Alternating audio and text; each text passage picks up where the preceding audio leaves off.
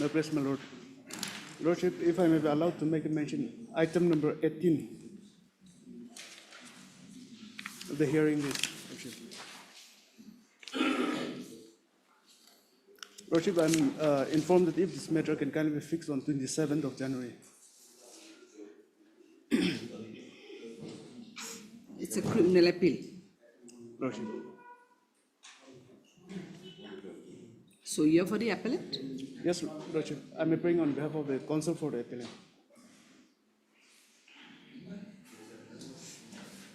One amicus has been appointed also, Mr. Sentinang. Yes, my lord. You have I've also informed informed them. With the consent of the other side, the learned counsel appearing for the appellant, paid for an adjournment. Prayer allowed, list the matter accordingly on 27th of January. 27th of January. 27th. May I please, Your Lordship? Lordship, I beg to mention hearing item number 19 and 20, Lordship. Here, on behalf of A. Ajimi, she is indisposed, so kindly let this matter come up after winter vacation. Who is indisposed? A. A. Ajimi. Ajimi.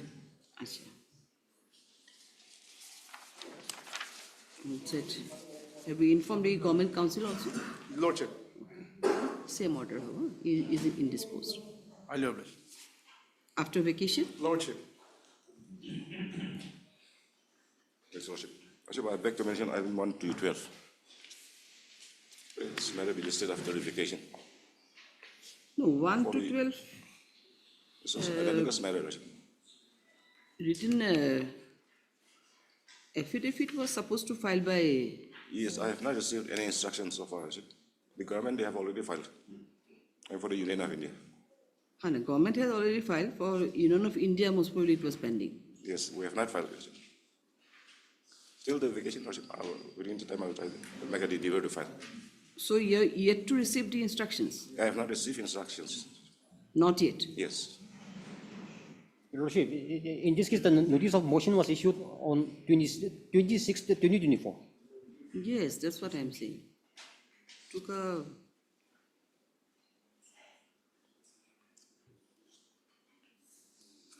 Lordship, in that case, this may be the last chance. Pardon? As a last chance today. Last? Last chance.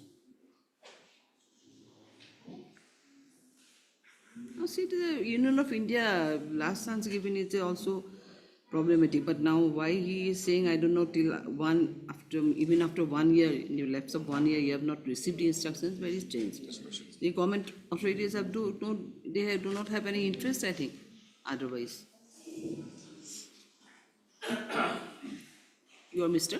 Limawaba. Heard Mr. Limau, the learned counsel for the petitioners. In all petitioners, No, you are no, appearing. 1 to 12. And also heard Mr. Gauhati, CGC. And it is CGC, appearing on behalf of Union of India, wait some more time to file their affidavit in opposition, stating that the instruction is yet to receive for the concerned department, concerned authorities. In that context, Mr. Counsel for the petitioners submitted that case is pending since 2024, and hence the next date may be considered as a last chance for filing affidavit in opposition by the Union of India. However, next para, considering the submission made by learned counsel for both sides, let the matter be listed immediately after vacation as on a date to be fixed by the registry, and the respondent Union of India is hereby directed to file their affidavit in opposition if any, on or before the next date of listing. Okay.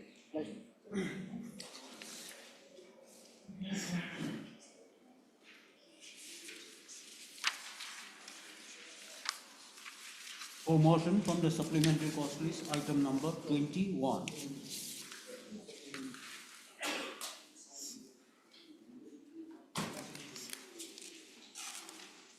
Yes, you have filed one I. Lordship. What to say? Your Lordship, I'm ready for the hearing. As far as the IA is concerned, your leadership will appreciate if you have just 2-3 more days. No, he has through this I most probably wants to pray for vacation of the stay order. Yes, your leadership. want to go for the hearing here? Yes, Your Ladyship. Or I would like to go for the hearing because, Your Ladyship, we have just about 3 more working days. Yes. And then I don't want to head by Article 226(3). Lordship, some discrepancy has been detected. There is one annexure F. Date is same, but the contents are different. That's how it has been wrongly placed. So I may be allowed to withdraw this application to avoid any inconvenience and then allow to file afresh. so that means this IA you want to withdraw? Yes, I'll try to file it in the course of the day. Just one document which was wrongly placed. Date is same, but the contents are different. So Where in here in the that main is, case? yes. In the IA, ma'am. In the IA itself? IA. So IA may be allowed to withdraw with the liberty to file afresh. Only the IA. And you are saying that you are ready for hearing Yes, the Your main Ladyship. case? It may come up day after Only for tomorrow. the IA? Lordship. Yes, Only Your for the Ladyship. IA? It may come up Then day when after it can tomorrow. be listed? Because Friday we are not going to list. Thursday. Lordship. Tomorrow is Wednesday. No, Thursday I have a problem. Your Ladyship, we are working within a very short time span now. Very short time span. You should not be disadvantaged because of this. Otherwise, I am ready today. Otherwise, Lordship. In that case, if it can come instead tomorrow, it's all right. Lordship. Thursday, Yes. if he has some problem, and Yes. Friday problem with Lordship. the court. Yes. Yes. So tomorrow, Yes. Lordship. I heard Mr. C.T. Jabir. C.T. My name is in the course list. Learned Senior Advocate, Yes. Assisted by? by Aliba Ozakam. Alibak Ozekam, the counsel for the applicant, oblique the petitioner, applicant. Otherwise, you are the for the respondent. Yes. Applicant respondent, writ and petition. also heard Mr. Joenso, the learned counsel for the petitioner respondent. It is submitted by Mr. Jami that due to some technical irregularity, he wants to withdraw the same with a liberty to file afresh. The counsel for the respondent raised no objection. Prayer allowed. Petition accordingly disposed of on withdrawal with the liberty to file afresh. If it comes tomorrow, you want to fix a date here? Tomorrow, Lordship, Subject to filing. Subject to we'll filing file it only today, how it can be. in the no? course of the day. In the course, during the course of the day, if it is can. But the WPC has to be file a fix a date. What do you fit tomorrow? It can be fixed tomorrow. Yes, WPC. Lord. Yes, Yes. it's also tomorrow because the interim order has to be extended. Your Ladyship. Yes, yes, it can be extended. WPC to tomorrow period of listing, and with the interim be extended till next date of listing. So we are extending to WPC and fixing matter tomorrow. If it Lordship. comes tomorrow, then it will. Lordship. Much obliged, Your Ladyship. I dispose of.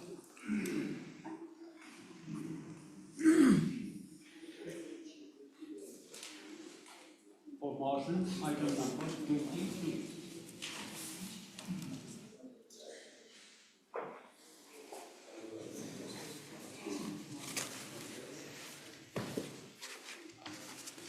My please, my lord. Here, my lord, the petitioners are before this court begging for a direction to release their salaries. Salaries, no? Yes, lord. Actually, lordship, you all were appointed as fixed paid laborers from 1970 to 1994. And then they were serving and attending duties like regular employees. But in the year 2024, on 5th of October 2024, they were issued a common show cause notice directing to reply why their services should not be terminated as they were found to be irregular.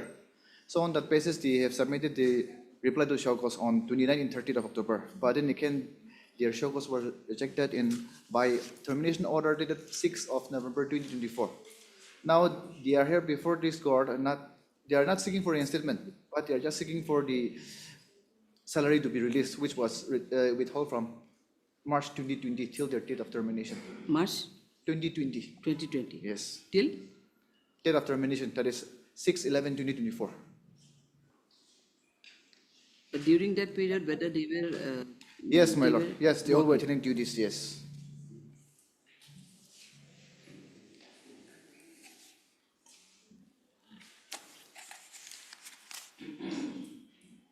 government is already appeared, no? Yes, Your Lordship. I'll be appearing for the state respondents. State respondents. Yes.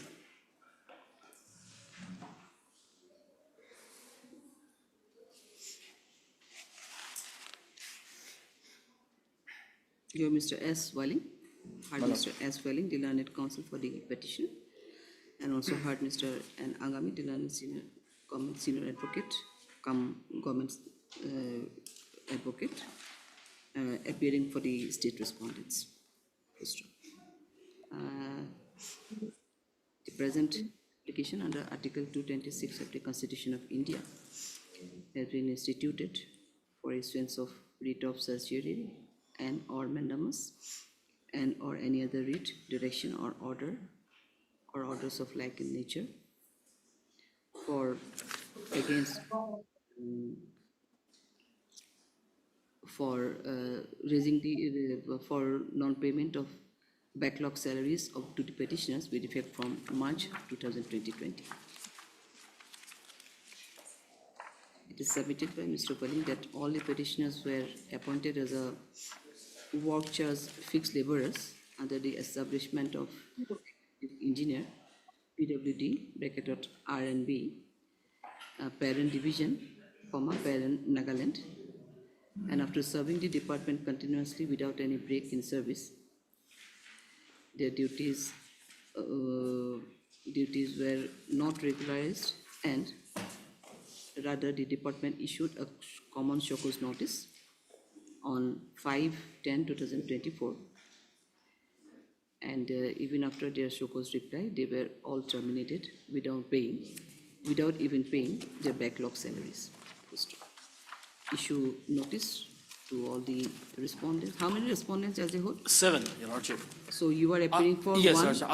I'll be representing all the 7 respondents. All 7 Yes, madam. respondents. Issue true and so, however, as Mr. Angami, the learned government advocate, has already appeared on behalf of the state respondents, no further notice is required to be served. However, the copy of the petition to be served during the course of the day. List according, how many weeks you need? 4 weeks, madam. 4 weeks. List remander up to 4 weeks, enabling the state respondents to file their affidavit in opposition. Okay, listing up. Obliged. Obliged, madam. For motion, item number 23. Lordship, here a similar order may be passed. We have the same issue. In the 22, there are 449 numbers of petitions. Yes, madam. And here again 98 petitioners. So 23 can be same order, Same order. Same madam. order, Your Lordship. Same respondent, madam. same respondent. Okay, same order 23. Okay. Obliged, madam. For motion, Obliged, madam. item number 24.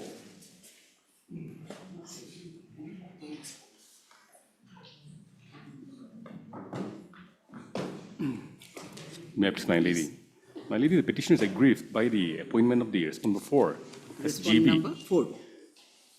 Yes. Respondent 4. 4.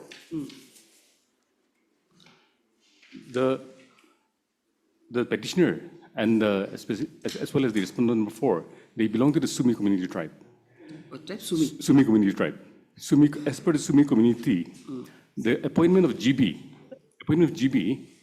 should be done or selected not by election or by selection, but it is heredity. And the respondent 4 here is not a descendant of a chieftain or the Gambura. So Petition number 4.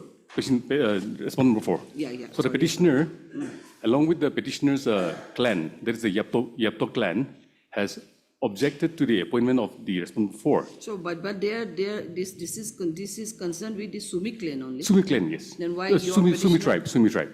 A Sumi tribe, but your petitions are not Sumi tribe. No, we are Sumi tribe. You are Sumi. Sumi tribe. So, my lady, may I take you to one circular clarification? That is at page number 24, Annexure 1. 24. Page 24. Annexure 1 of my petition. Here, my lady, if I may be allowed to, it's dated for March 2026. It's written by the additional the government, additional secretary to the government of Nagaland to the commissioner, Nagaland, Kohima, to the commissioner. This is to the commissioner. So is the regarding clarification for appointment, replacement of GB. I am directed to refer to your letter number so and so, dated 29 January 26, on the subject cited above, and state that in the case of Sumi community, the Gambura-ship is hereditary, which means that a son shall inherit his deceased father even if he is a minor. Since this is a customary issue, the state cannot interfere otherwise as per constitutional safeguard provided under 371A. Dear Lord, my lady, the respondent before, they were also a part of the village, but they migrated to another village. They migrated to another village, and they don't have any property in the village also. But he belonged to which community? Sumi community. He also belonged to Sumi community. Same from the same village. In the village, there is in Nagaland. In the village, there is a village VC, village council, as well as village Gamburas. Gamburas represented by each clan. So in a village, they can be 5-6 clans also. So in a Gamburas, according to the population, the number of Gamburas is determined. So here, the respondent number 4, their clan as GB has been represented, already represented. Now, instead of without the consent and without being heir of the Gambura, the chief, the respondent number 4 has been appointed as a Gambura. So the respondents, the petitioner has This appointment order? Appointment order is at page 25.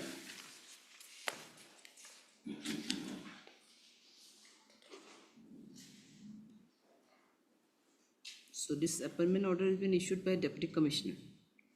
Yes, Deputy Commissioner Zanaputo, District of Zanaputo. So now here the clarification is by the government to the Commissioner, Nagaland Kohima. And my lady, if here I've explained the history where the village had been set up, founded by the petitioner's great-grandparents, parents, and as well as the respondents. But the respondents' grandparents, they migrated to another village. And they were invited, but they denied coming back. Only after the demise of my great-grandfather, they came back and they objected to they have written a complaint. Because they have left all the property also. And in that case also, there was a case where property dispute was arisen. But in the property dispute arisen also, the court has decided that if the individuals, a villager who migrate to another village, they cannot come and claim the property also. And So a person you are without against having... the appointment of this respondent number 4, basically? Yes, yes. So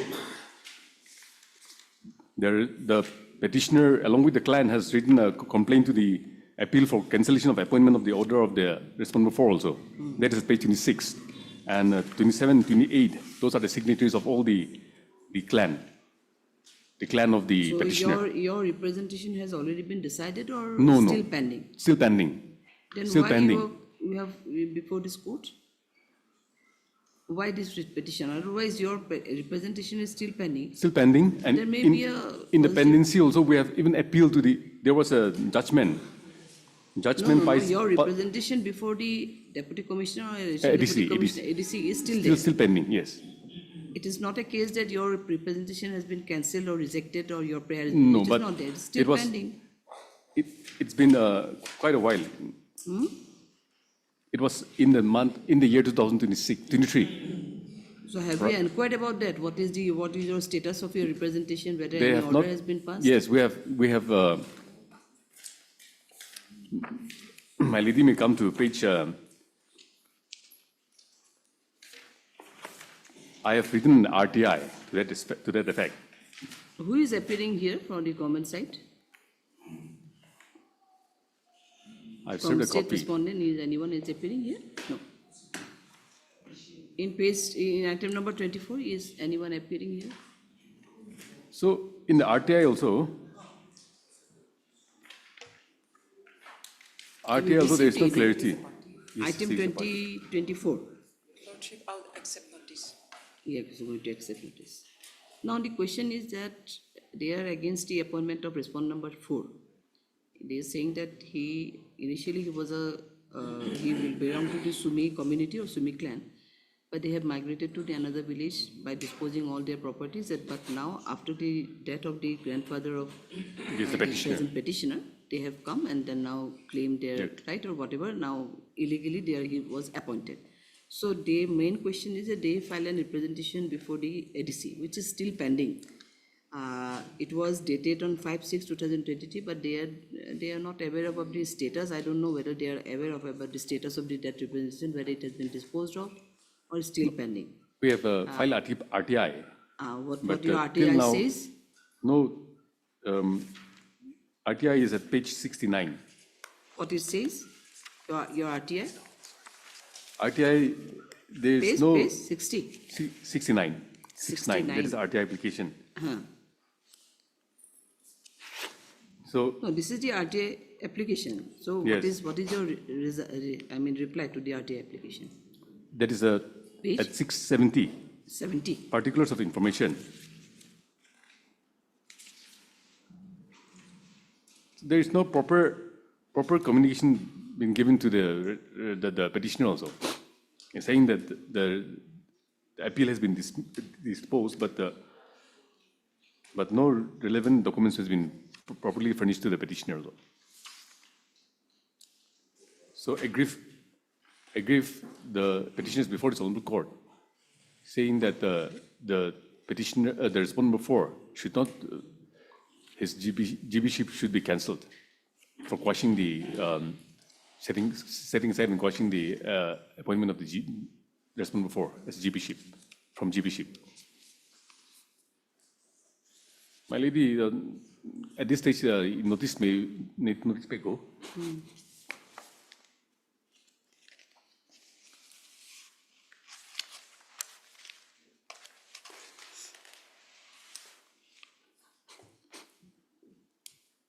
You are Mr. H. No, I'm Foseco. Foseco. Heard Mr. Foseco. What did the council, learned counsel for the petitioner? He tata ase na to na.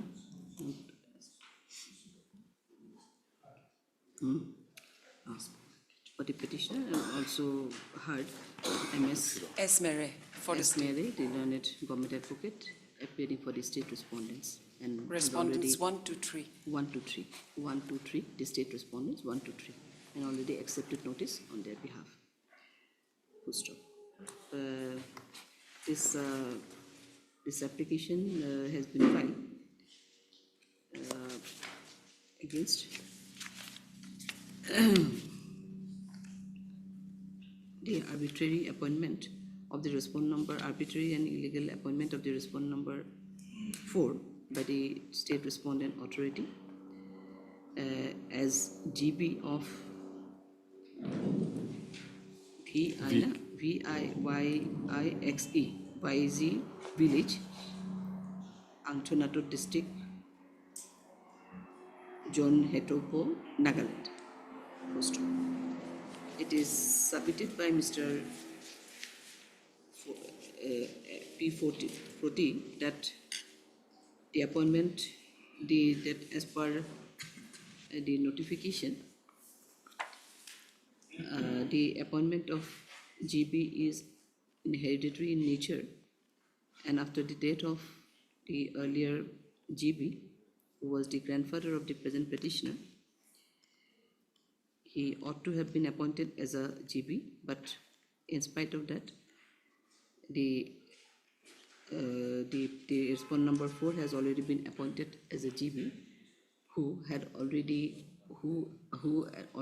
along with his family members had already migrated to another village by disposing all their properties.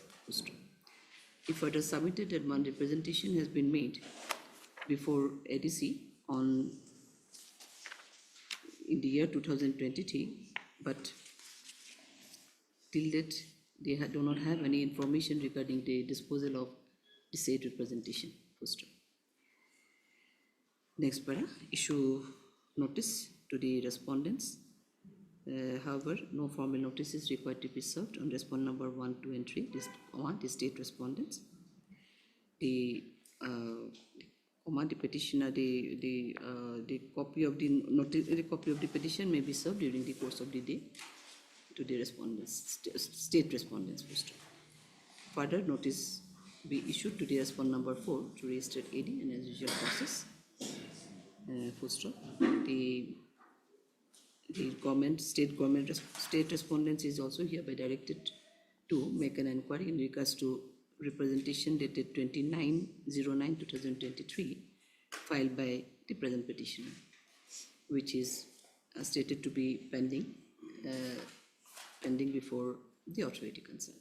Further, full stop, list the matter accordingly after 4 weeks, also enabling the state respondents to file their affidavit in opposition.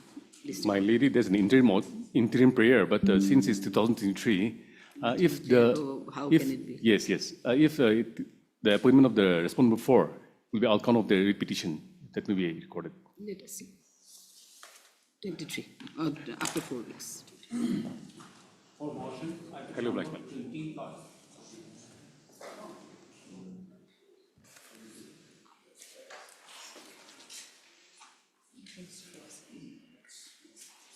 Yes, Wait, please, Your Lordship. Lordship, this case is of issuance of indigenous certificate. If I may be allowed to tell some gist of the facts of the case.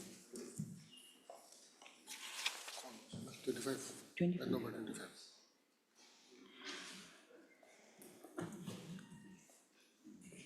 Your Lordship, this case is of non-issuance of indigenous certificate to me. Your Lordship, if I may be allowed to say some gist of the facts. so you claim yourself to be the inhabitant of that particular area or Yes, village? yes. I'm claiming to be the Lordship, inhabitant. the brief of the case is sometime in the month of September 2024, the petitioner has filed one petition, that is WPC 208 of 2024. And as per the condition of the petitioner, after filing the petition, another state government has published another notification. So, to my understanding, they want to incorporate that notification, 20th September 2024, which is against the petitioner. So that may be incorporated in the repetition 208 of 2024, but they have filed a fresh repetition here. 208. You want to incorporate that notification? We don't want to incorporate it. We would want to pay to quash or alter or modify the 2024 notification so that I may be allowed to get my indigenous certificate. Your Lordship, the brief facts of the This case. Yeah. 208/24 petition was earlier petition filed by. Earlier petition yes. filed. And after filing the petition, another notification published. Another notification. Yes. Your Lordship, if I may, the 208 of 2024 petition was in regard to the notification 1977 and 2022, in which I was, according to the notification, I am supposed to get the indigenous certificate. But while the case was pending in the court, in this honorable court, another notification was issued in 2024, stating that only 15 tribes of Nagaland will be issued indigenous certificate, superseding all the previous orders and notifications. And by such notification, the 2024 notification, I am not allowed to get the indigenous certificate. So what we're trying to say is, what we're praying for is to modify or alter the 2024 notification.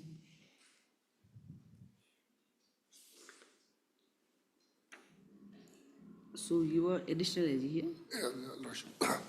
Lordship, my submission is that if the present petition is allowed to survive, then automatically 208 has to be withdrawn by the petitioner or No, what is the, yes, 208, what about the 208? 208 is praying for relief in getting my indigenous certificate according to the That's what, but 2017. during the pendency of 208, Yes, your another notification was there in 2024. 24. By, under which notification you are not supposed to get the indigenous certificate, isn't it? yes, yes. So what about the 208 now? Either you have to withdraw that one If or they could be clubbed together, Your Lordship.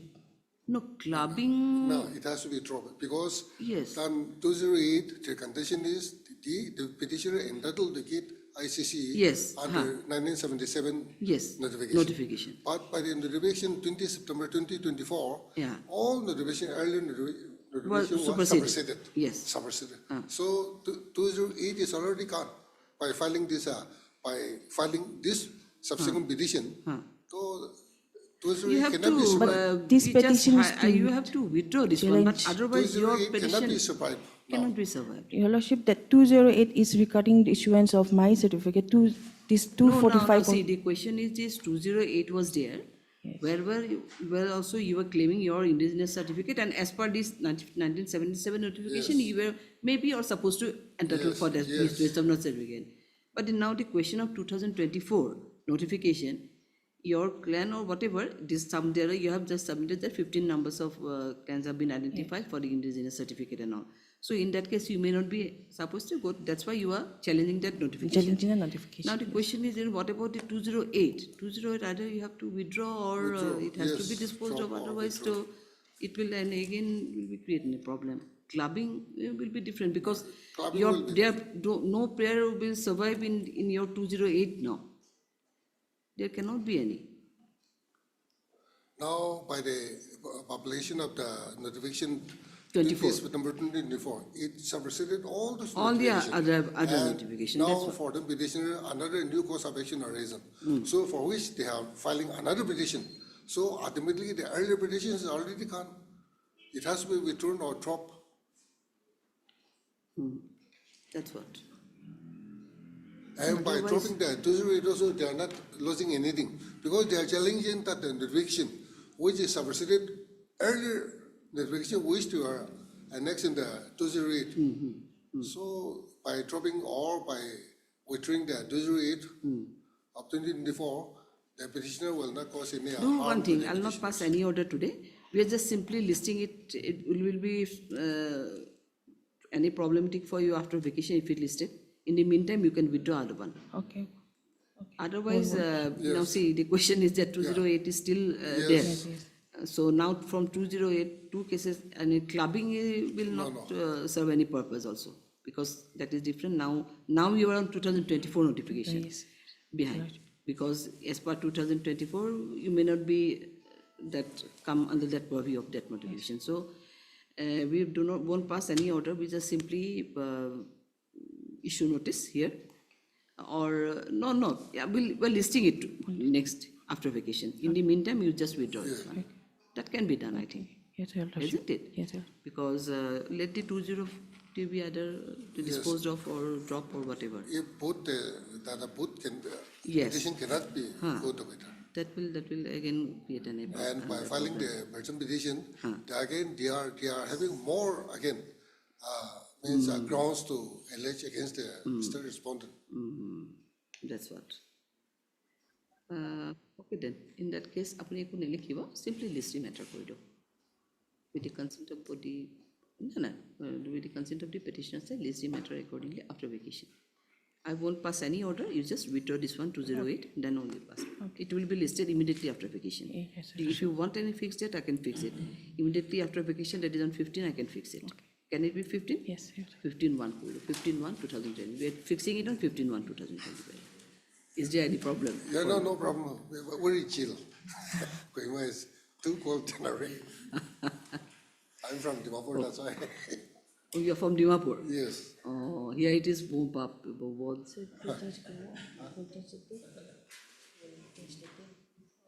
After 20. After 20 you want? Anything after 20. After 20, any date means can be 21st of January or 22nd. Will do? Yes, yes. 21st? Yes, Your Lordship. 22nd. 22nd is Wednesday. 22nd. Wednesday. 22nd, oh, 22nd is Actually, Wednesday. that is activity. No. 21st is Wednesday, you see. 21st is Wednesday, it may be difficult, so 22nd may be fixed. Is 26, 19? 19 or 20? That's Monday or Monday? 19 is Monday, 20 is Tuesday. Yes. She is asking that after 20 you were asking? Yes. Yeah. Or 20? 20 can be? 20 is Okay, then okay. 20. 20, we are listing it to 20. Much obliged. For admission, item number 13.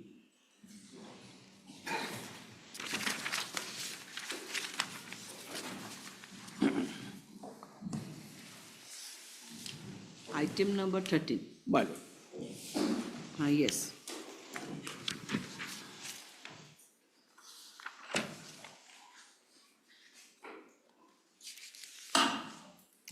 Now, just I want to say one thing. Yes. The case has already been charge sheeted.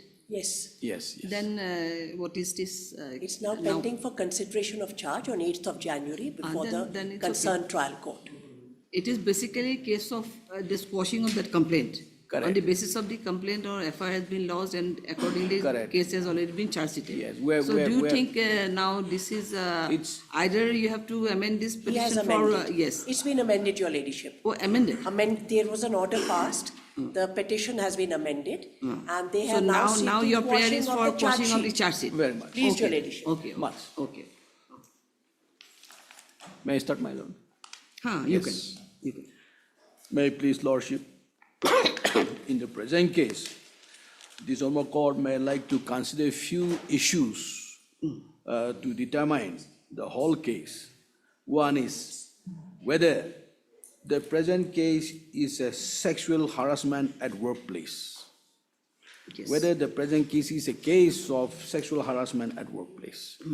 Then number two, the issue, according to me, my lord. Number two, whether sexual harassment at workplace should be dealt with in terms of POSH Act or CRPC. Number three, What act you see? whether POSH Act. Acha, Posha. Whether the sexual harassment at workplace should be dealt with in terms of POSH Act 2013. Yes.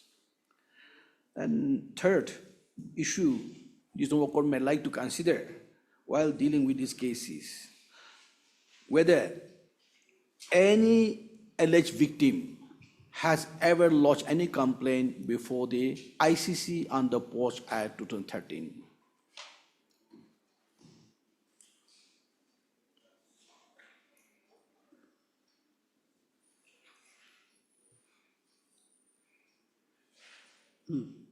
Next issue lordship may like to consider is whether any victim has submitted any written complaint to the Nagaland State Women Commission. Is there any written complaint filed before the Nagaland State Women Commission in the present case by any alleged victim?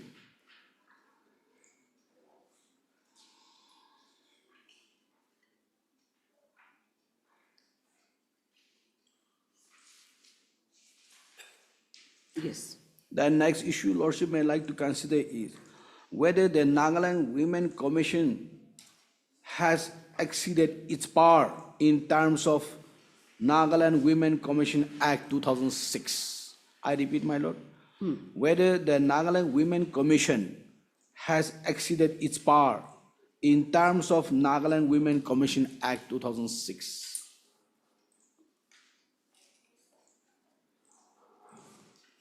And my lord, in the present case, lordship also may like to see one issue. In case of conflict of law between the general law and special law, which law shall prevail? Because POSH Act is a special law for the, so therefore, that's what few things I wish to place before lordship, so that at the time of hearing the matter, lordship will consider all this and lordship can pass the necessary order. My lord, Actually, I was down with some sickness for a month. Now my friend has prepared a short gist of argument. I'll just place before lordship. Then based on that, I'll just go through, and then if any query is there, lordship may kindly put to me. Sure.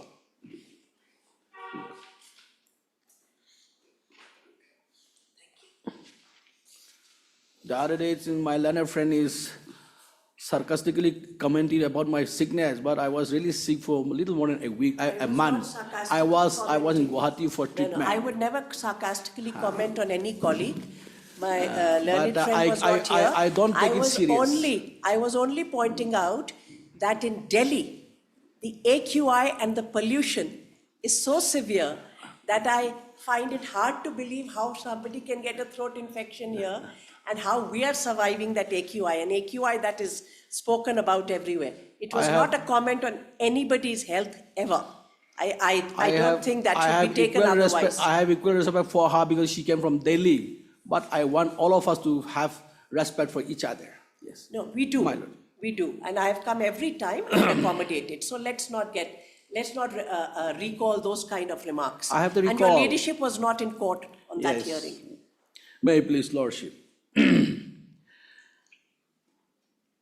One, may I read it, my lord? During February 2025, the petitioner, Mr. Rennie Wilfred IS, was working as Joint Secretary of the Investment Development Authority of Nagaland for brevity Iden under the Planning Department, Government of Nagaland.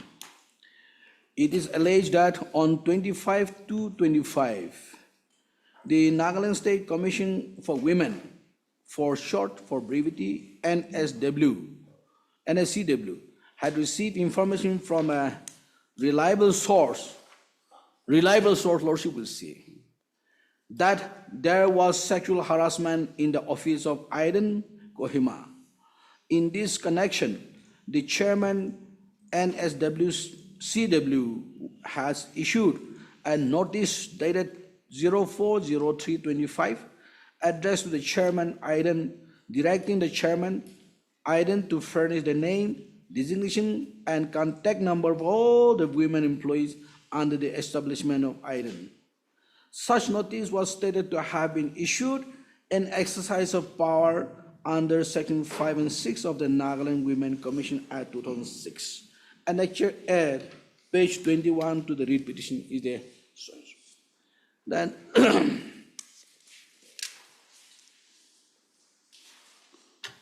two, on 05/03/25, an exercise of power under Section 6 of the Nagaland Women Commission Act 2006.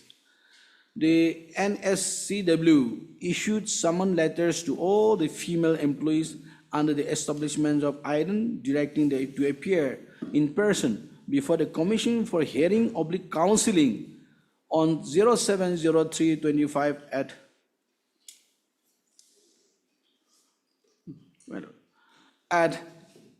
10:30 a.m. in the Commission's office regarding the sexual harassment at workplace, the word workplace, my lord, very important, by the alleged accused, Mr. Rennie Wilfred IS, Joint Secretary, Iden, Annexure B, page 22 to the read petition. 3. Thereafter, on 17/03/25, the chairman NSCW has submitted a written complaint against Rennie Wilfred IS, Joint Secretary, Iden, addressed to the Director General of Police, PHQ, Nagaland, Kohima, to register a criminal case under the appropriate sections of BNS and protection of women from workplace. The allegation being that the NSCW has received a verbal intimation by way of complaint from the chairman, Iden. My lord, this is Lordship. Verbal complaint from Chairman Iden, not from the victim. That's important. Mr.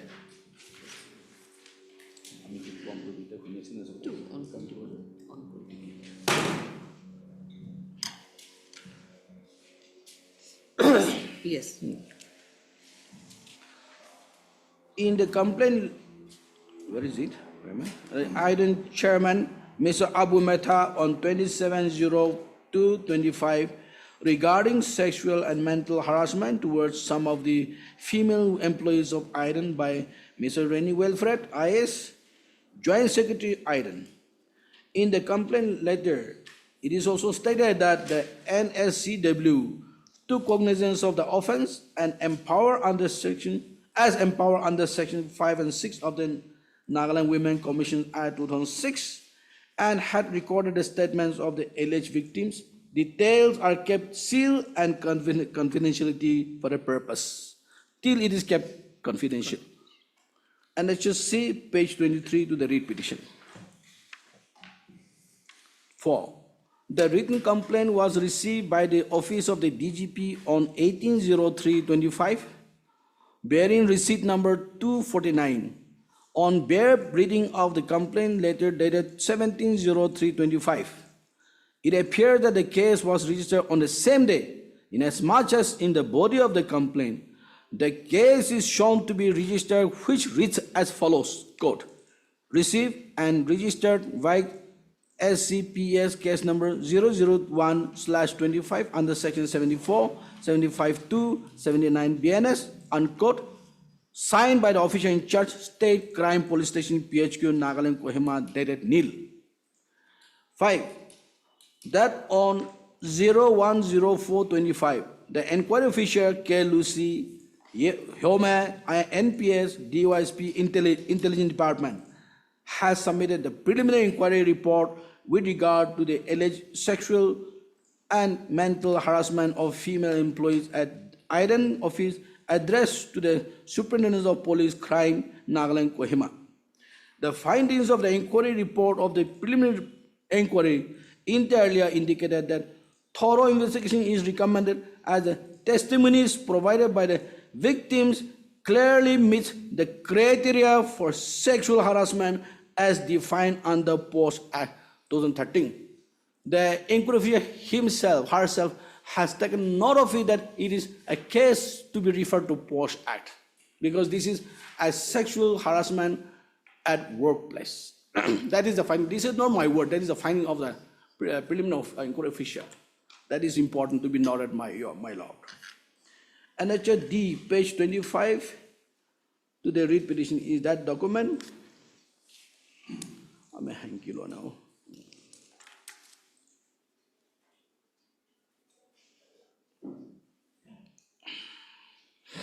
My lord, excuse me. Paragraph 6. On 02/04/25, FIR number 001/2025 under section so-and-so BNS was registered against Rainy Welfare for investigation. NHE, page 28 to the read petition. Now, legal submission. The legal provision that's govern our case today. Lordship may like to see, because this is new for Nagaland chapter only. So these are action regarding to do with Nagaland. Functions and powers of the Nagaland Women Commission under the Act 2006. I have read just relevant sections only. 7. Functions of the function for the Commission under section 5(1)-(2) of the Act 2006 provides that the Commission is primarily a study and recommendation body mandated to research and codify Naga women's customary laws, central and state laws, including IPC, CRPC, and CPC, and suggest reforms and constitutional protections, frame empowerment and economic policies, examine conditions of women in society, workplace, and custodial institutions, receive complaints and investigate complaints about women's status and affairs, and report its finding. Recommendation to the state government on all such matters. So the objective of the act is very simple. This is a recommending body. Nothing can be done. They have to do whether Naga women have been given well protection, whether they have the right to inherit property. All this study they have to do research relating to CPC, IPC, CRPC, everything.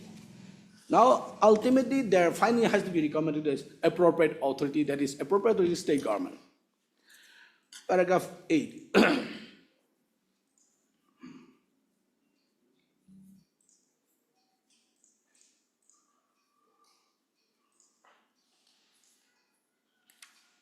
Paragraph 8, my lord. Powers of the Commission under Section 6 of the Act 2006 is reproduced as follows.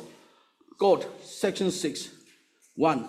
while performing functions under Section 5 of this Act involving investigation and inquiry, the Commission shall have the power of a civil court, not criminal court. This is important to be noted, my lord. As per Section 6 of the Nagaland Women Commission Act 2006, the power is of civil in nature, civil power, trying a suit and in particular in respect of the following matters: A, summoning and enforcing the attendance of any person from any part of India examining him on oath. B, requiring the discovery and production of any document. C, receiving evidence on affidavits. D, requisitioning any public record or copy thereof from any court or office. E, issuing summons for the examination commissions, issuing commissions for the examination of witnesses and documents. And F, any other matter which may be prescribed. So all these are in the form of civil, not in criminal. 2, Section 6, subsection 2, the Commission may, for the purpose of conducting investigation and under this Act, utilize the service of any official of the state government with its prior approval. 3, the other procedural details in regard to conduct of investigation and inquiry under this Act shall, as far as possible, be as same as the procedure followed by a civil court, not criminal court, and may also, if found necessary, further be prescribed by rules to be made by the state government, unquote. Now, submission 9. In the instant case, the NSCW has exceeded its power under Section 6 of the Act 2006, inasmuch as no criminal power is vested with the Commission except power of civil court. The chairperson, NSCW, in its complaint letter dated 17/03/2025, addressed to the Director General of Police, Nagaland, categorically mentioned that in exercise of power of Sections 5 and 6 of the Act 2006, has recorded the statements of the victims and collected all the detailed reports of the said offences, which is of a criminal nature. In fact, quote, the powers of a civil court conferred on a state women commission under Section 6 are merely procedural powers for the limited purpose of investigation and inquiry into the functions enumerated in the Act 2006 and do not authorize the Commission to adjudicate rights, enforce claims, or act as a court or complainant in a criminal proceedings. In a similarly situated case, But here in this case, My I lord. think after recording the statements of some female Alleged employees and all Correct. employees, victim, correct, it was before the commission that Correct. it is a criminal in nature. Yes. So they have accordingly made a complaint before the DGP. So now, what do you want to submit? My They are lord. not acting as a criminal court or not the, Yeah. because recording of evidence, the inquiry, that is the power with the commission. I agree. Is already there. I agree. So now only thing you want to say that after recording the evidences or the recording the statements of the witnesses, it was in the view of the commission that one complaint has to be lodged before because it is a criminal in nature. No civil cases there. That is the only issue. yes. Lordship is asking why it is Yeah. wrong.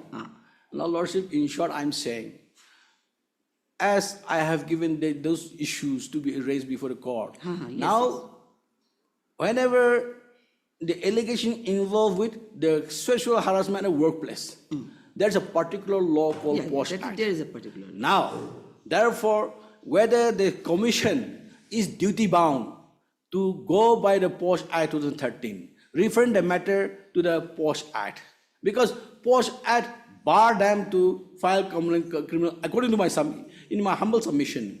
Since there's a special law called Post Act, and that particularly deals with sexual harassment at workplace. Workplace, yes. So therefore, at best, in my respective submission, at best, the commission should have referred the matter to ICC under Post Act 2013. This is my submission, my That lord. is your I have given explanation below. Okay, okay. And Lordship will see now, as I have raised certain issues, record speaks. Not a single alleged victim have filed any written You complaint have before submitted already, yes. Commission as well as before the ICC under Post Act 30. So I'll come to that. Yes, I'll explain. I'll certify Lordship. Now, in a similarly situated case, a relevant judgment is reported in U.S. Verma Principal DPS Faridabad versus National Commission for Women and Others High Court of Delhi, New Delhi, at New Delhi, 2009, so and so, so and so. The relevant paragraph is 42. Quote, 42. As a result of the above discussion, it is held that the Commission could at best have investigated into the matter upon receipt of complaint from the teachers with the aim of finding out if the management of the school had taken or was contemplating taking any step towards following the Vishaka guidelines for determining whether any sexual harassment had taken place. It could certainly have commented if any response was taken and suggested that or adequate measures to follow the guidelines had to be taken. However, it could not have inquired into the matter in a manner in which the committee required to be set up under Vishaka could have, saying that the Commission could have performed that role would be permitting it a function that had to be discharged primarily by the employer in setting up the Vishaka mandate mechanism. That is clearly beyond the domain of the Commission's jurisdiction. Another way of looking at the matter is that whenever an employee does not act or acts contrary to Vishaka, automatically the Commission would be empowered to examine and decide on the nature of the complaints or non-complaint with the law jurisdiction that is clearly that of the courts of law. The power to so decide is essentially judicial one and cannot, unless the controlling statute here, the 1990 Act, had so provided, be performed by the Commission here. The Commission not only look into the materials, but also examine witnesses to decide whether the allegations were well-founded or not. Such an exercise cannot be termed as a fact-finding one. It's relevantly applicable. Aim at investigating whether the Vishaka's guidelines were followed. It clearly impinged on the merits and veracity of the allegations and decided the complaints. That the final recommendation suggested remedial action by appropriate authority. The appropriate authority is ICC, not police court. Does not detract from the objective fact that the report of the Commission reflects and decides the truth and veracity of the allegation. The finding in the report on the merits were, in the opinion of the court, therefore clearly beyond the Commission's jurisdiction. My lord, in our case also, without any written complaint from alleged victim, started summoning, recording, and then they started taking statement, started investigation. That's beyond the report or the scope of power of the Commission. Because there is no complaint at all from anyone. I want my learned friend to prove before this court today, if there is any complaint placed before the Commission from any alleged victims. I'll be too happy to know if my learned friend can demonstrate before the court that there is a written complaint. On that basis we started, nothing else. My lord, may I continue? Or going by the provisions of the Nagaland Women Commission Act 2006 and by the judgment and order referred above, the NSCW lacks the statutory power to file written complaint to the police station for registration of an FIR. An analogy also can be drawn from the case of Letha J versus State of Kerala, High Court of Kerala, so-and-so 2014. The Honorable Court, while this dealing with a matter relating to the power of Child Welfare Committee, CWC, directing the station house officer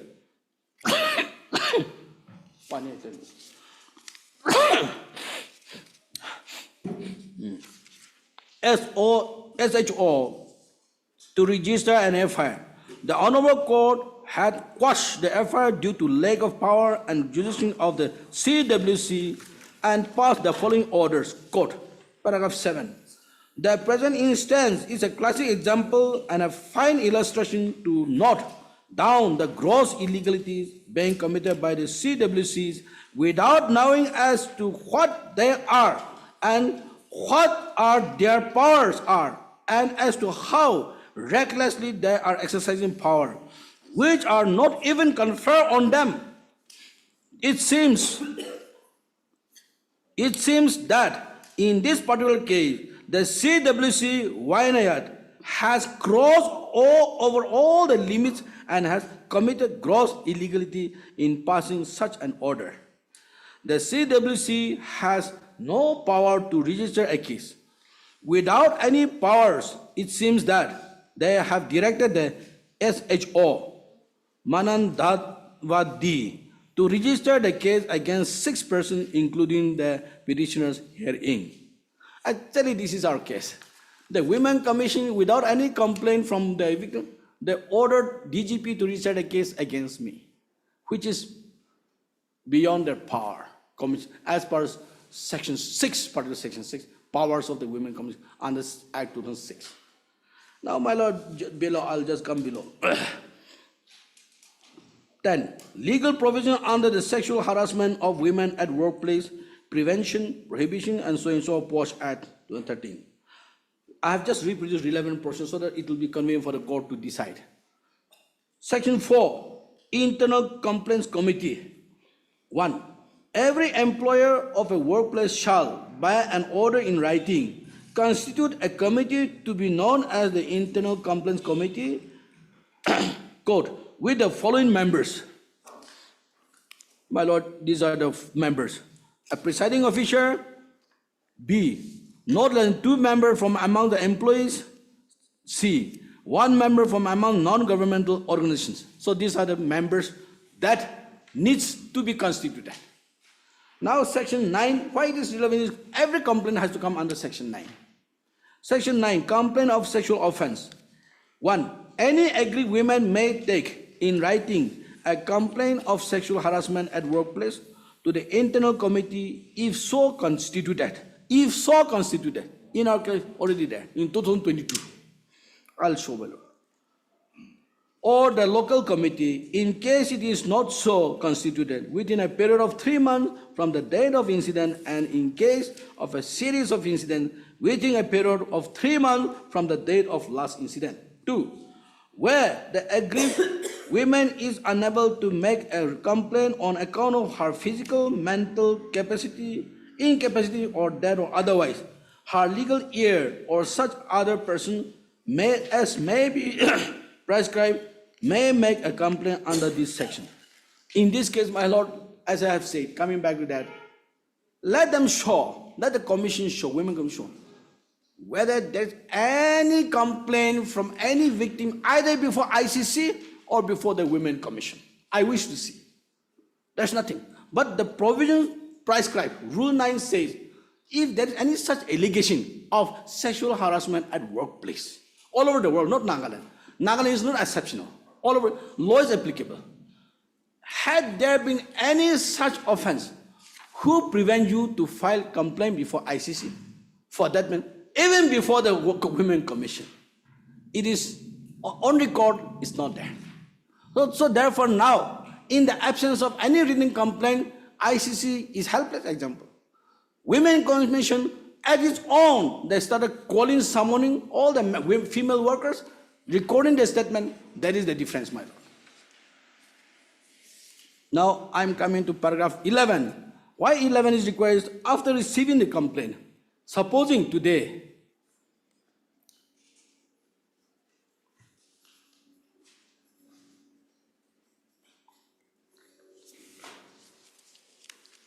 my lord, suppose in our case today, if the Women Commission has referred the complaint Or if the Women Commission wanted to suo moto, they have written suo moto complaint.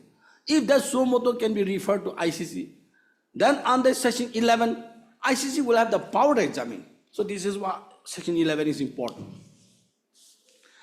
1. Subject to the provisions of Section 10, the internal committee or the local committee, as the case may be, shall, where the respondent is an employee, proceed to make inquiry into the complaint in accordance with the provisions of the service rules applicable to the respondent, and where no such rules exist, in such manner as may be prescribed, or in case of a domestic worker, the local committee shall, if prima facie case exists, forward the complaint to police within a period of 7 days or for registering the case under section so and so Indian Penal.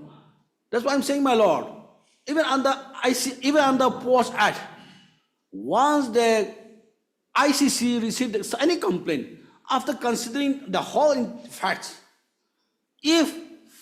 after considering that if it is necessary, obviously ICC would refer the matter to police, but has to be routed through ICC, not otherwise. Here in our case, it is otherwise.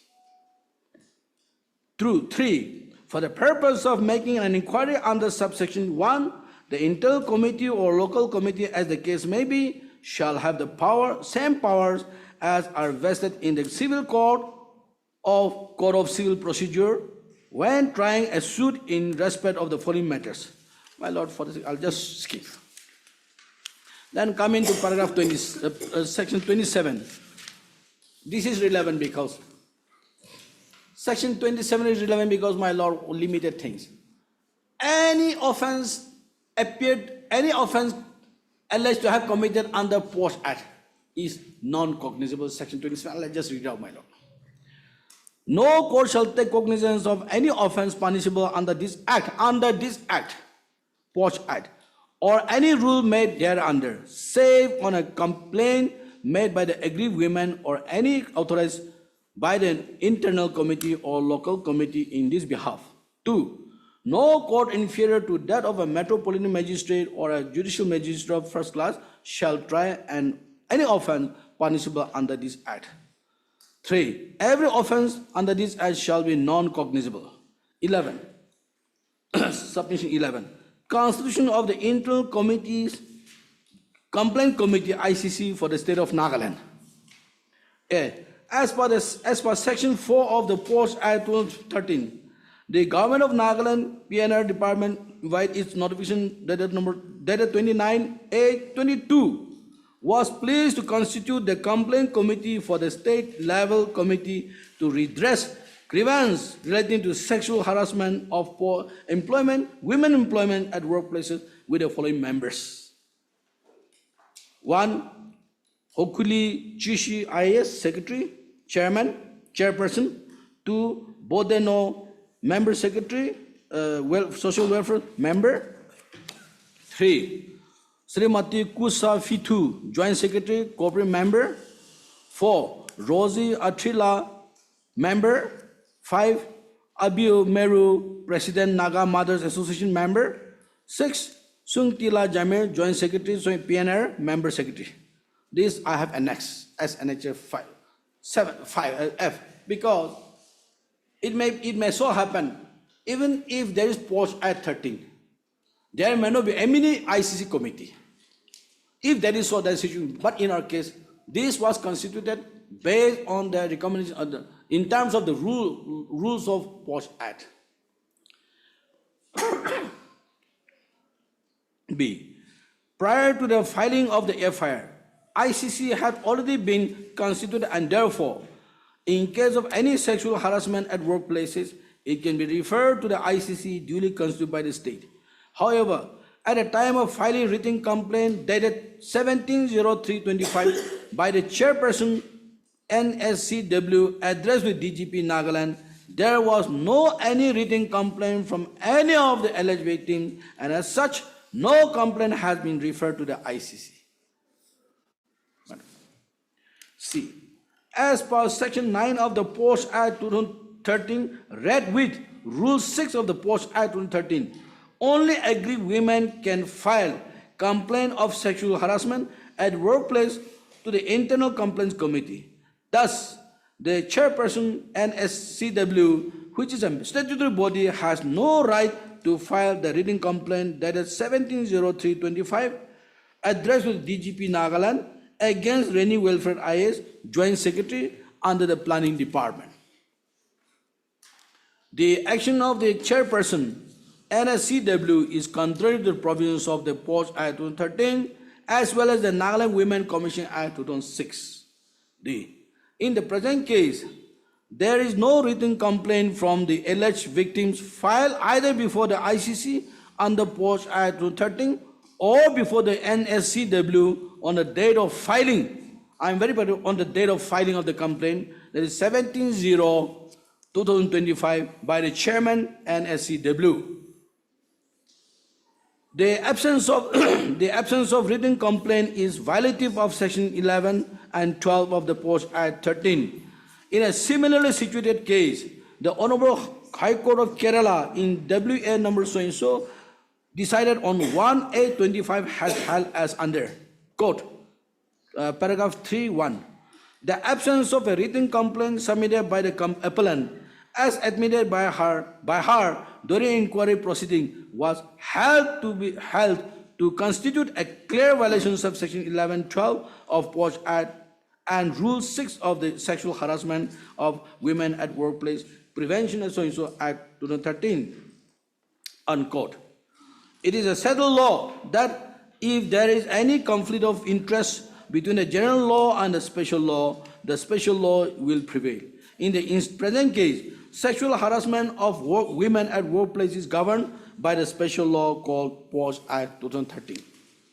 Therefore, at best, cannot, but still at best, Women Commission should have referred the matter to Post Act because this Post Act is particular for to deal with this kind of allegations.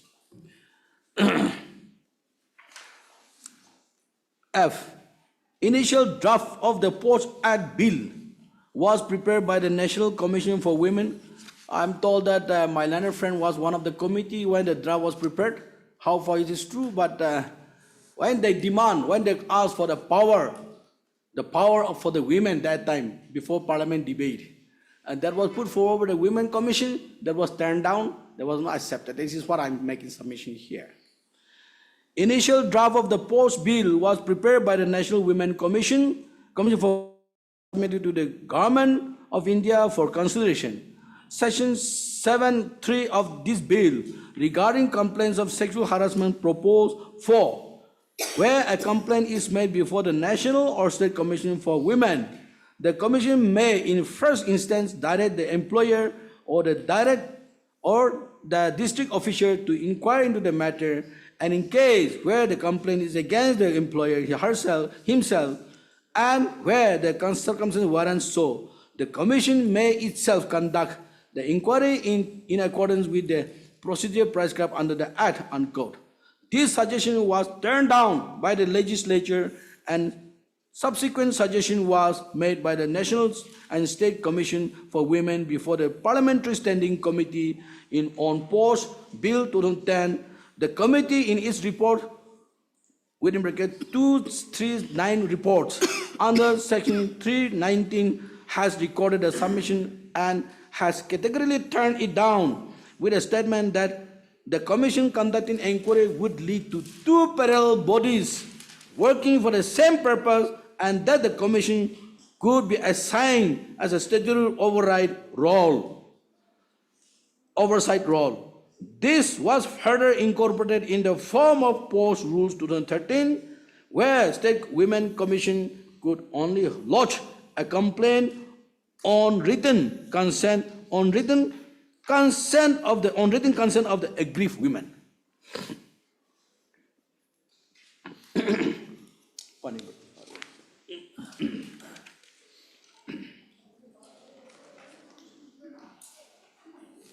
In this case again, my lord, at the time of filing the FIR before the DGP, even the consent was not taken from the alleged victim. How could you say? Well, How can you say that? Now, from No, where? record will prove, my lord. Record will prove. Okay.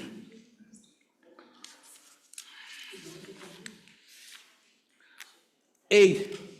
In the present case, the State Women Commission is attempting to override the specific restrictions imposed on them by the lawmakers in the jurisprudential wisdom by combining the strength of a civil code to requisition documents and statements and then to arrange them as information made available during the performance of official duties and opting to file complaints with the pretext of a person having knowledge of an offense. If this is allowed, it opens up the checks and balances introduced by the Parliament to prevent proxy wars and weaponizing of general welfare laws.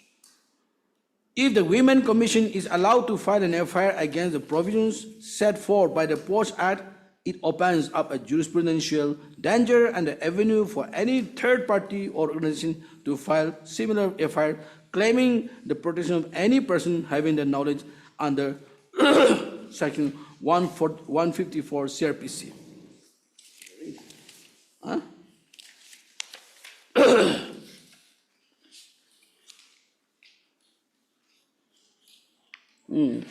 Okay. So these are my submission. So therefore, now to sum up. Lordship is aware with your long practice in the bench. Now, in a case like this, we are not asking any extra relief or benefit. We're concerned about the procedural lapses. We are concerned about the powers and functions of the Women Commission. We are concerned whether the Post Act 13 is really complied or not. Whether this kind of allegation should be dealt with in terms of Post Act 13 or not. So in my case, in my respectful submission, the suo motu FIR filed by the women chairperson of the NSCW is in total violations of Section 6 of the Women Commission Act 2006.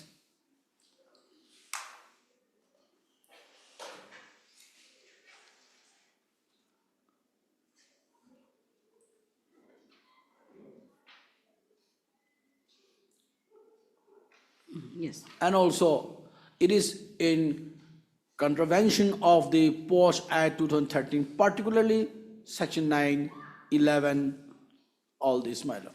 So, my lord, therefore, in this case, once my fear, in this case, today, this happened to me today. If Women Commission statutory body is allowed, if statutory body is allowed to file FIR directly against anybody for this kind of allegation that sexual harassment workplace, tomorrow, most probably almost all the officers in the offices, they may live under fear and apprehension. Lordship asked me, now Lordship may put a question to me, all right, under Section 154 CRPC, any person can file a FIR. Why not this commission? All other crimes which are governed by CRPC, IPC, that obviously comes under 154 CRPC. Anybody, even oral, over the phone, written, whoever is an eyewitness or whoever has that information can pass it to the police under 154 CRPC. That I understand. Now in this case, commission or anybody is barred by Post Act. They are supposed to go by the Post Act. If there's any information, any grievance, any allegation, the only way to take up the issue and settle is through Post Act. So therefore, the commission filing suo motu, I'm saying suo motu FIR to DGP is absolutely contrary to the law. This is my respectful submission. Much obliged. If need be, I can reply, otherwise that much. Much obliged. With my ladyship's permission, may I? Please, your lordship. Your lordship, my learned friend has given written submissions and also formulated issues the commencement of of his submissions. The first question that he posed was that the allegations that are being made, do they constitute the misconduct? Because POSH, as we know, is a civil remedy. Unlike what was Section 354, capital A of the Indian Penal Code, and now is Section 74 of BNS, which is a criminal offense. That the allegations that are made, the accusations that are made by the victims, and from the record we know that it is not one victim, there are 10 women victims, all of whom were working under the accused. The profile of the accused is important because if we want to understand the offense of sexual harassment, that is directly relevant. The petitioner is presently under suspension. He is an IS officer holding the rank of Joint Secretary. He was working at that designation in the Investment Development Authority of Nagaland. Your Ladyship well knows, whoever holds the purse strings decides the rules of any place. These women are all contractual employees of IDAN. All of them are extremely young. For many of them, this was their first job that they had undertaken at IDAN. Today, as we speak, and this is not something that I will press on, but just so that we know, because many things have been said here. Apart from two, all the others, their contracts have been terminated. Of course, it said there are no funds, there are no projects, but earlier those contracts were getting renewed. Now, none of those contracts have been renewed. The petitioner, there is an annexure, the charge sheet in the amended writ petition, if your Ladyship would have annexure I of the writ petition at page 39 of the amended writ petition. Amended, no?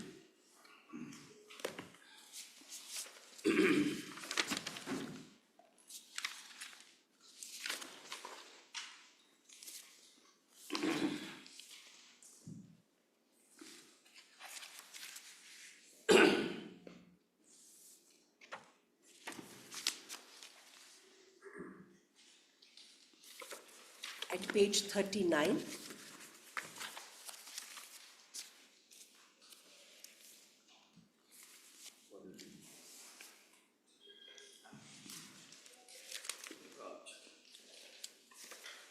they're seeking quashing of the charge sheet. However, just the summary has been Page 39. page 39. Annexure, I'm grateful. annexure. Please, I'm very grateful. Your Ladyship would then come to page 48 of this very document annexure, and at paragraph 6.6,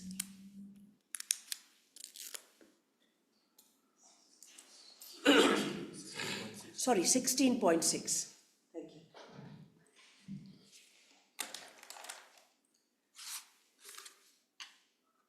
Para 16.6, if I may just read very briefly to just explain the differential in an inequivalence of status within that office.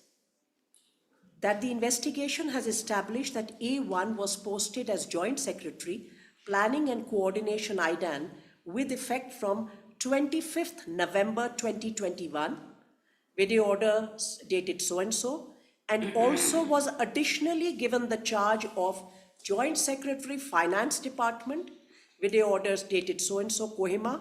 A1 was relieved as Joint Secretary, Finance, Planning and Transformation, video orders so-and-so.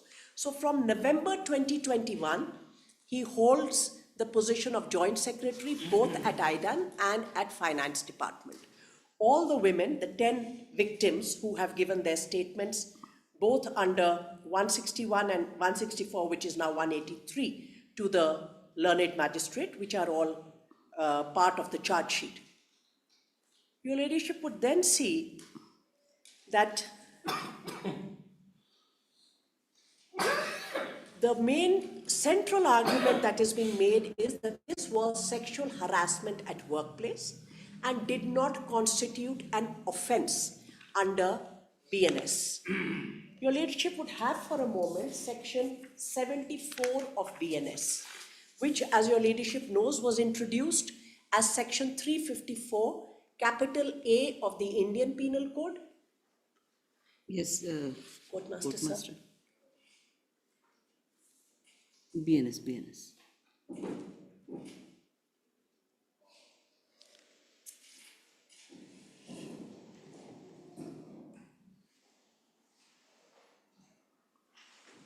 Anyway, you just carry on. I'll catch it. Your Ladyship, 354 capital A in the IPC was introduced in 2013 after the very unfortunate gang rape incident and murder of Nirbhaya.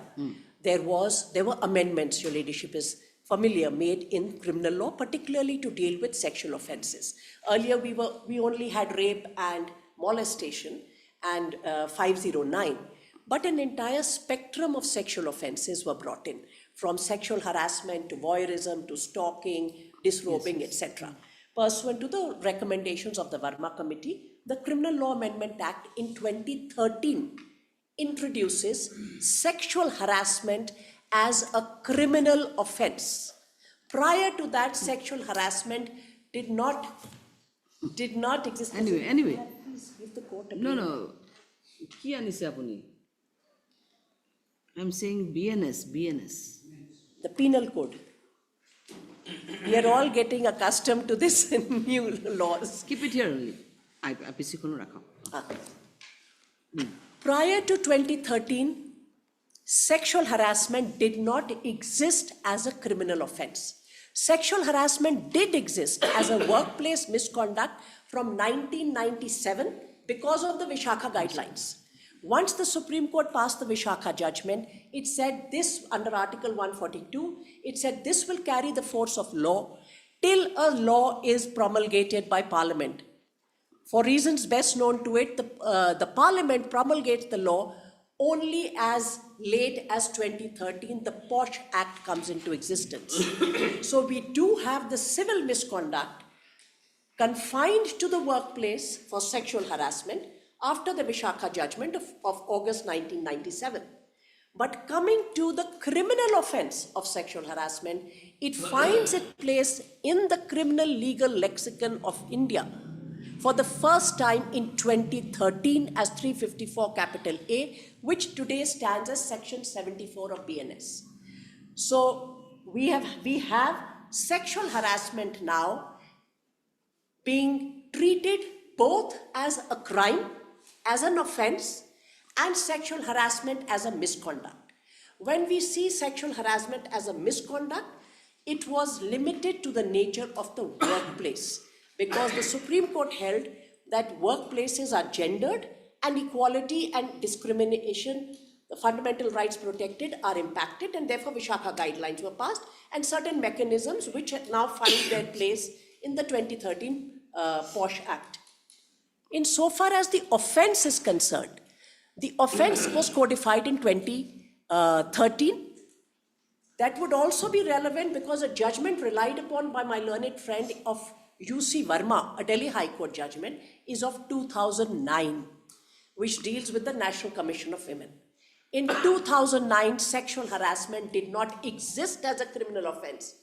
Since 2013, sexual harassment is a criminal offence.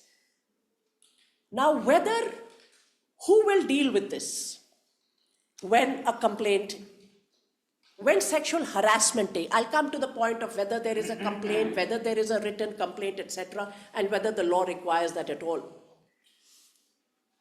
When sexual harassment takes place, what remedies are available to the woman? 354A is not confined to the workplace. 354A can take place on a road between a stranger and a woman. Your Ladyship, there have been multiple cases of this nature. It's not, now there's been, the offense has been there for over 10 years now.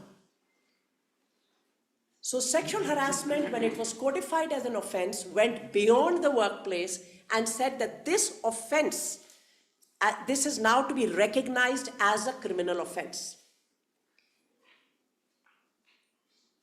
When a woman experiences, suffers, is a victim of sexual harassment, and sexual harassment is defined.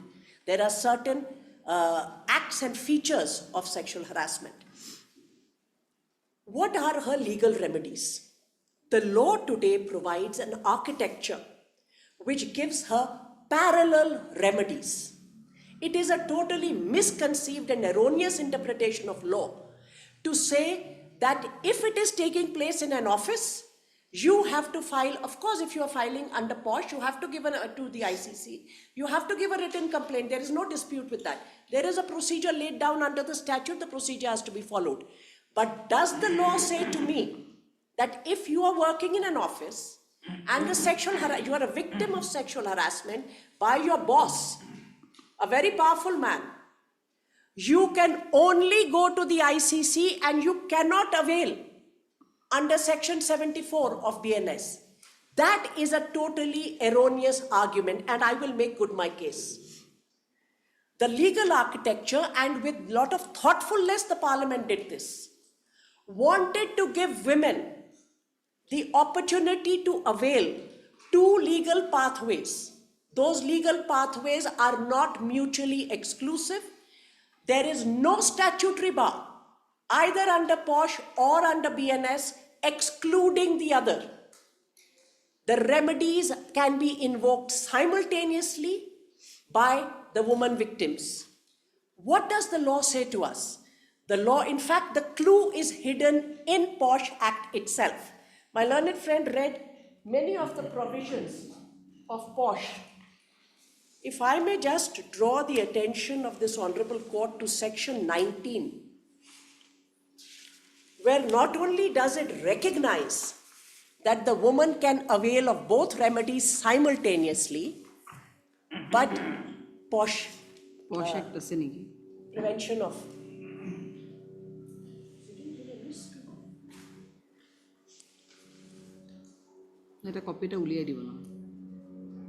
Thank you. Yes, you are saying Section which? 19. Section 19.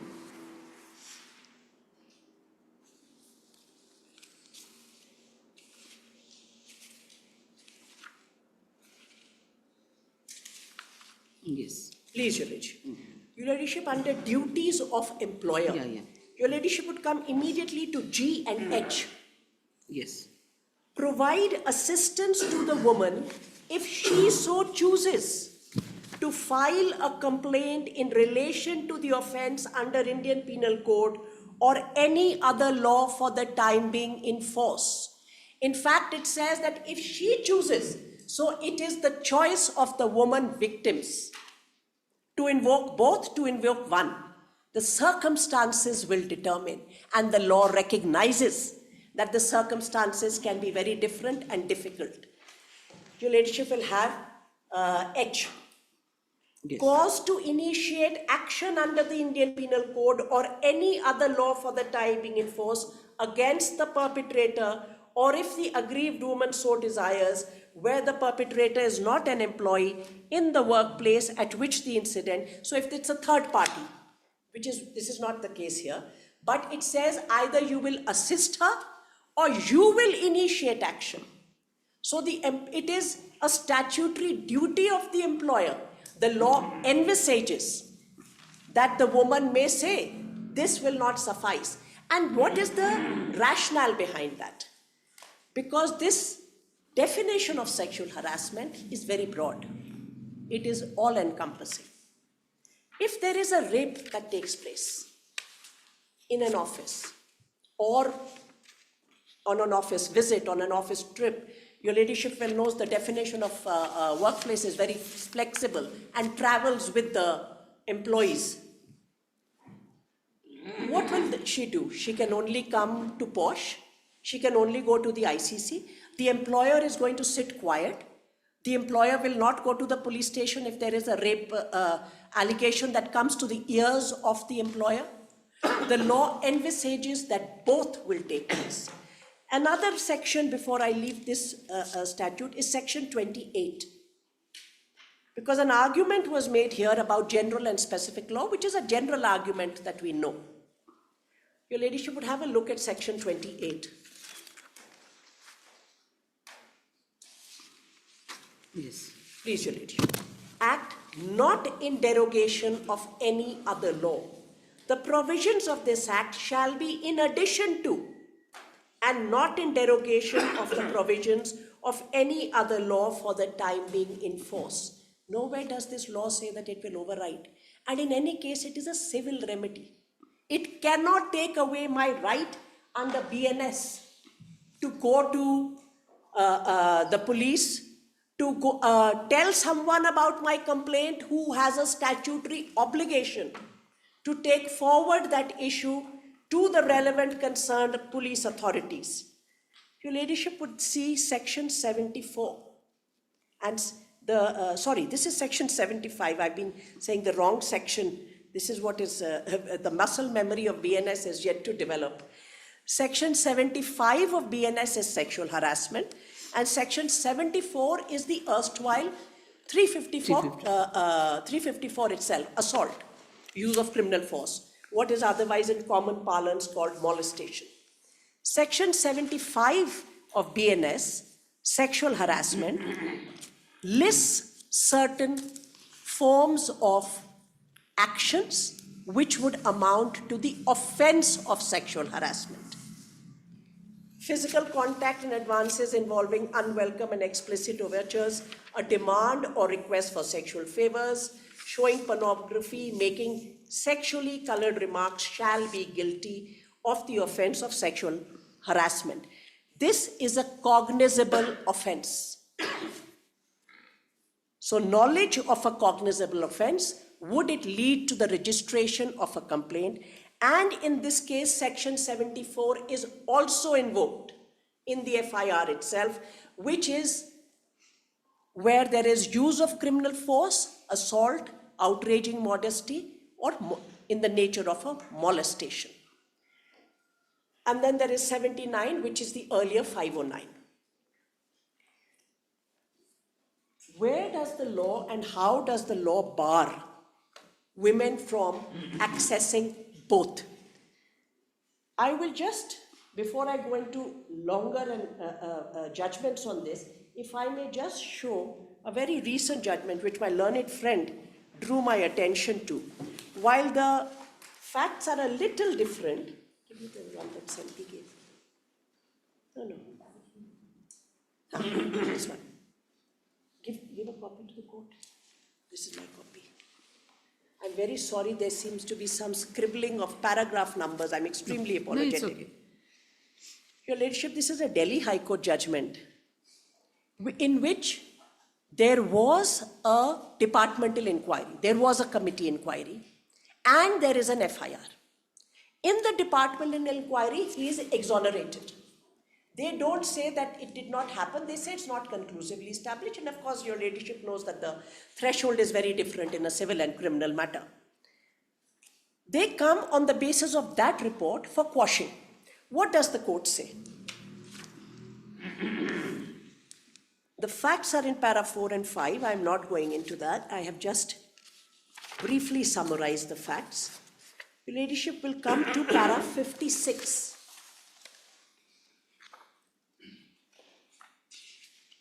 Therefore, mere exoneration in the departmental inquiry cannot be the sole basis for discharging the petitioner in the present FIR. I'm only relying upon this to the extent that both are coexisting. It's not an either-or situation that you go here and you can only go here. The argument being made is I can only and only go to POSH. This 354A cannot come to I cannot invoke that legal remedy. That is the argument being made. Here is a case where I'm exonerated and they still say you will not be quashed. The FIR will not be quashed. It's a they are meeting a much higher threshold than where I am today. I'll just draw your ladyship's attention to para 57 and 58. Safe work, because it was said here, and it's regretful that while making legal submissions, we say these things, that everyone in offices will live in fear because, you know, women are seem to be liars going around plotting to file false cases. That's a narrative we know which is built against women. Safe work environment with respect, dignity and decency are fundamental to gender equality. While now, though grudgingly, women's right to equal opportunity of work has found recognition, but challenges being faced at workplace are insurmountable and still resisted by masculine strategists who have specious reasons to justify their acts and attitudes. The underlying challenge is the low reporting, largely due to societal pressures, fear of retaliation, and reprisal from perpetrator. This is one case where, against all odds, the complainant has found the courage to not only report the harassment to which she was subjected by her superior, but has stood all adversity and has fought her battle bravely till the court to get justice for herself. The might of the state and attempt to deflate her strength and courage can also be observed from the fact that the state filed, in this case, there were closure reports being filed. So it was far more egregious in a sense. Unfortunately, the court judiciously has stood with the law, which incidentally in the present case cites the complainant. Having said so, then I'll leave para 59. Para 60 would be relevant because I will be referring to some of the facts. The first aspect is from whose prism these comments are to be assessed. While to some it may seem as innocuous, jocular remarks made casually, but these need to be considered from the victim's perspective and not stereotyped notions of what is acceptable behavior, as it would result in reinforcement of the prevailing discrimination. As has been succinctly stated in the case of Kerry Ellison versus Nicholas Brady, that men tend to view some forms of comments, acts as harmless social interactions to which only overly sensitive women would object. However, the victim's perspective needs to be understood to analyze whether such conduct, which many may find unobjectionable, may offend the women. In Stanton Toys to India, the Apex Court observed that there is no legal bar to the conduct of the disciplinary proceeding and a criminal trial to proceed simultaneously. The criminal prosecution for an offense is launched for violation of the law as encapsulated in the penal code, while departmental inquiry is aimed at maintaining discipline and efficiency in service. The standard of proof and the application of rules and evidence are and operate in different spheres with different purpose to serve. Certain aspects of the complaint as noted by the learned MM, so I won't get into that. POSH is in the nature of a departmental inquiry, which due to Vishakha guidelines special procedure, when it comes to a disciplinary inquiry relating to sexual harassment, does not go to the regular inquiry committee, it goes to the ICC and follows the mandate and the rules of POSH. But it is fundamentally a departmental inquiry or a disciplinary inquiry. And the court says the two have different purposes and the two are not mutually exclusive. I have elaborated this in my affidavit in opposition. Your ladyship will just have in my preliminary, I won't read them out, they are already before your ladyship.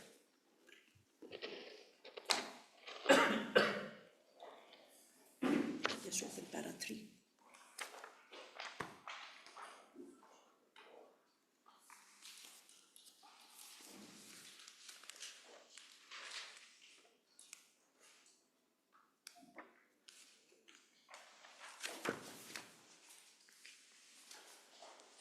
Your ladyship, from para 3.14. First, I deal with the Nagaland State Commission law, which I will just come to. Of your affidavit in opposition? My affidavit in opposition. I filed an amended one on behalf of... Page, can you tell us the page number? Page number is 10. 10, para 3.14, and then in the paras in reply, because this argument was taken in the petition itself, and in the para-wise reply, I have elaborated.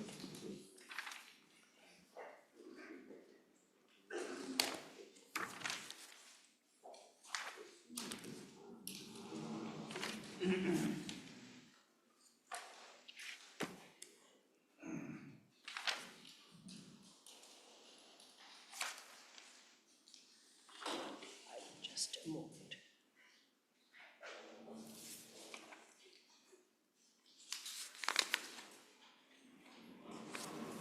Your Ladyship will also have in para 21, page 21, para 22.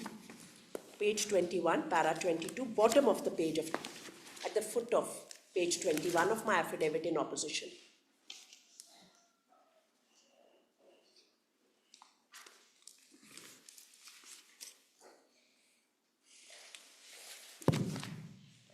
It's fine. It's the same affidavit in opposition for respondents 5 to 8. Here you're all the same. Yes, para, once you tell the page 10, then once you do And page 21, 21. at the foot of the page, para 22 begins. Your Ladyship has it. Your Ladyship may just mark this. Your Ladyship, I'll just read a little bit from here, that because this argument was made, the submission was made in the writ petition also, that contents of so-and-so are denied. The sexual harassment of women at workplace as an exclusive procedural mechanism for addressing allegations of sexual harassment should not preclude the invocation of the general criminal law such as BNS. While the POSH Act provides a dedicated internal framework for addressing grievances of workplace sexual harassment, it does not limit or override the jurisdiction of law enforcement authorities to investigate and take cognizance of criminal offences under the general law, particularly in cases where allegations, if substantiated, amount to cognizable offences. The POSH Act and the criminal law operate in parallel, with the former establishing a preventive and redressal process within the workplace and the latter empowering the police to investigate and act upon complaints of a criminal nature. There is no provision under the POSH Act that mandates the exhaustion of its internal processes before the police may investigate or take cognizance of a criminal complaint. As such, the police are very well within their authority to take cognizance of the complaint and initiate investigations in accordance with the relevant provisions of the IPC, irrespective of the status or completion of proceedings under the POSH Act. The contents of para so-and-so, the next paragraph, para 23, that the contents of so-and-so are denied. The N is empowered. I'll come to that in a minute. If your Ladyship will just skip this, and just on the point of, so there is at page 10 in the preliminary submissions and this. So it is my respectful submission that there is no bar in law. In fact, the law is designed to give me a way to access both. And therefore, if the women in the circumstance... Another submission from the petitioner side was that you exceeded your power and you... I will come to that, the Nagaland State Women's Commission. Yes, because your commission, as per the commission's power... I will, I'm very grateful. And just, the other aspect, whether there was any such complaint... Yes, I will address. From the employees. I'm grateful for giving me the occasion to respond to that. I will just, one additional aspect before I leave this. As per an annexure enclosed with the writ petition, the annexure is annexure G at page 31 of the writ petition. Annexure G. Annexure G of the writ petition at page 31. Your Ladyship, let me just have a glance. Amended or earlier? Amended. I'm only referring to the amended. 31. Please, Your Ladyship. Yes. Your Lordship, this is an order dated 3rd March 2025. When the ICC at Iran gets constituted for the first time. Iran, in complete violation of the law, of the very posh law, had failed to constitute an ICC committee. The ICC committee is constituted on 3rd March 2025. Prior to that, there was no committee. There was no committee. There is. He referred to a committee which is the state committee. That covers. Just a minute, sir. May I finish? You will have your turn. No problem. The posh law does not say that you make a committee in the state. The posh law says you will make a committee at every workplace Yes, where the number of intercommittee is employees to be exceed 10. IDAN is a government body. There are so many women working at IDAN. There did not exist an ICC at IDAN prior to 3rd March 2025.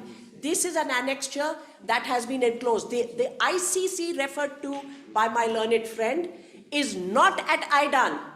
I am on the specific workplace internal committee as mandated under POSH. That is the committee to which I am required to complain if I so choose. POSH was not meant to imprison women in a certain legal pathway.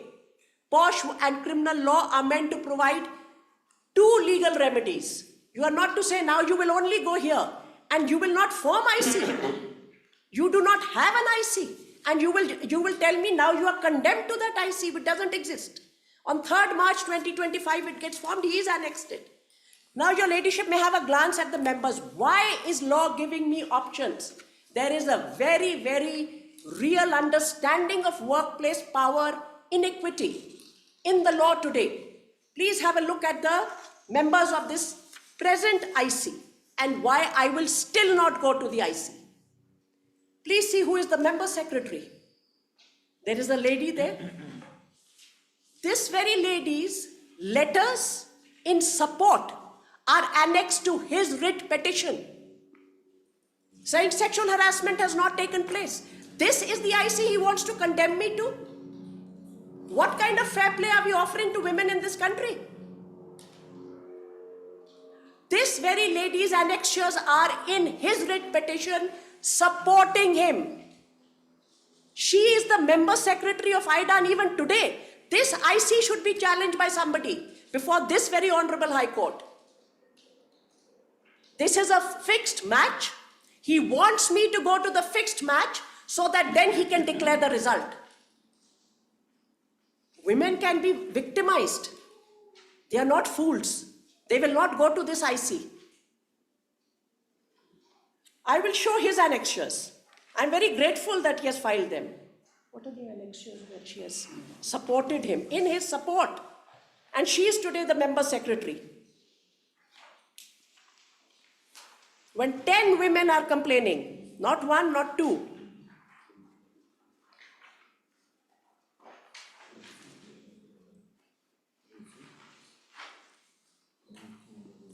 Your ladyship will have annexure H1. Kindly see whose letter is it. She is the member secretary. She is speaking out against a statutory body.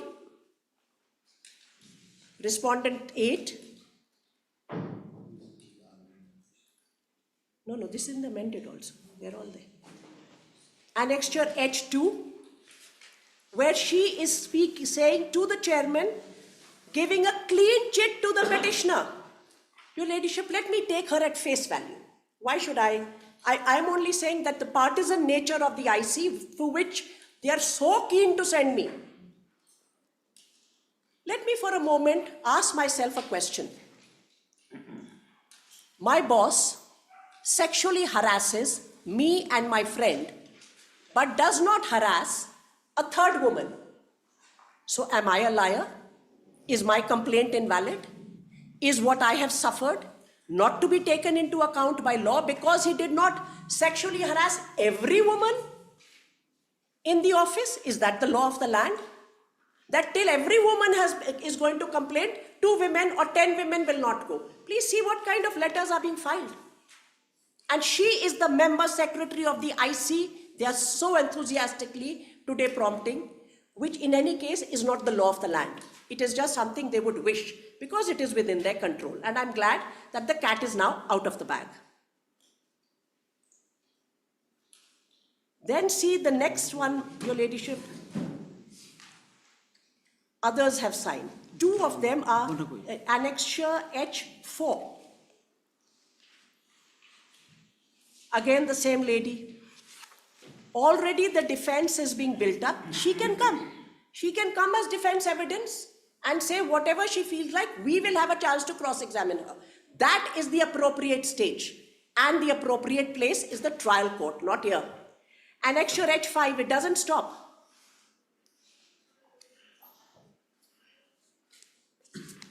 4 annexures submitted in his support, giving his conduct a clean chit by the member secretary of the later appoint, immediately after this matter comes to light.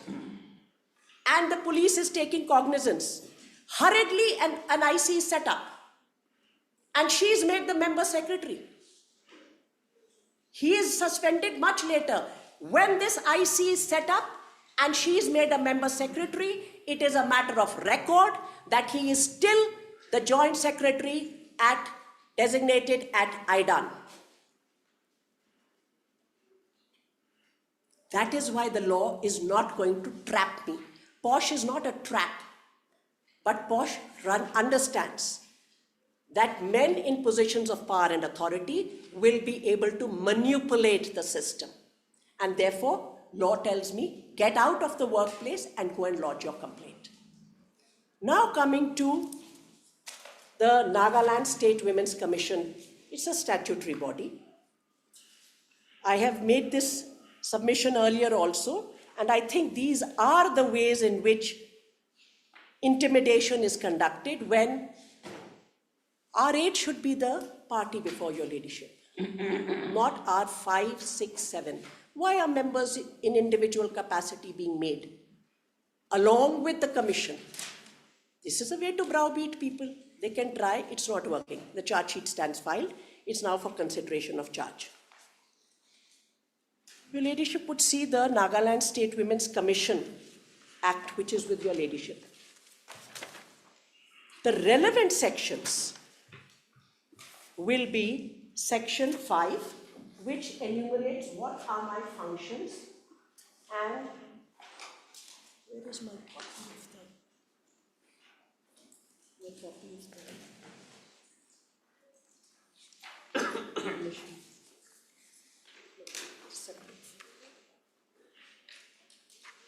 Just take it out. Your Ladyship will have Section 5 and 6, I think. 5 and 6, I'm very grateful. Section 5, I'm just trying to retrieve my copy of it. I'll take it out from here. Thank you. Your Ladyship would come immediately to Section 5(1) I. Your Ladyship has it? Yes. What is the scope of my functions? What is the ambit? Study, research, and report on the conditions of women in private and public workplaces in Nagaland. It is my statutory duty to study the conditions of women in private and public workplaces.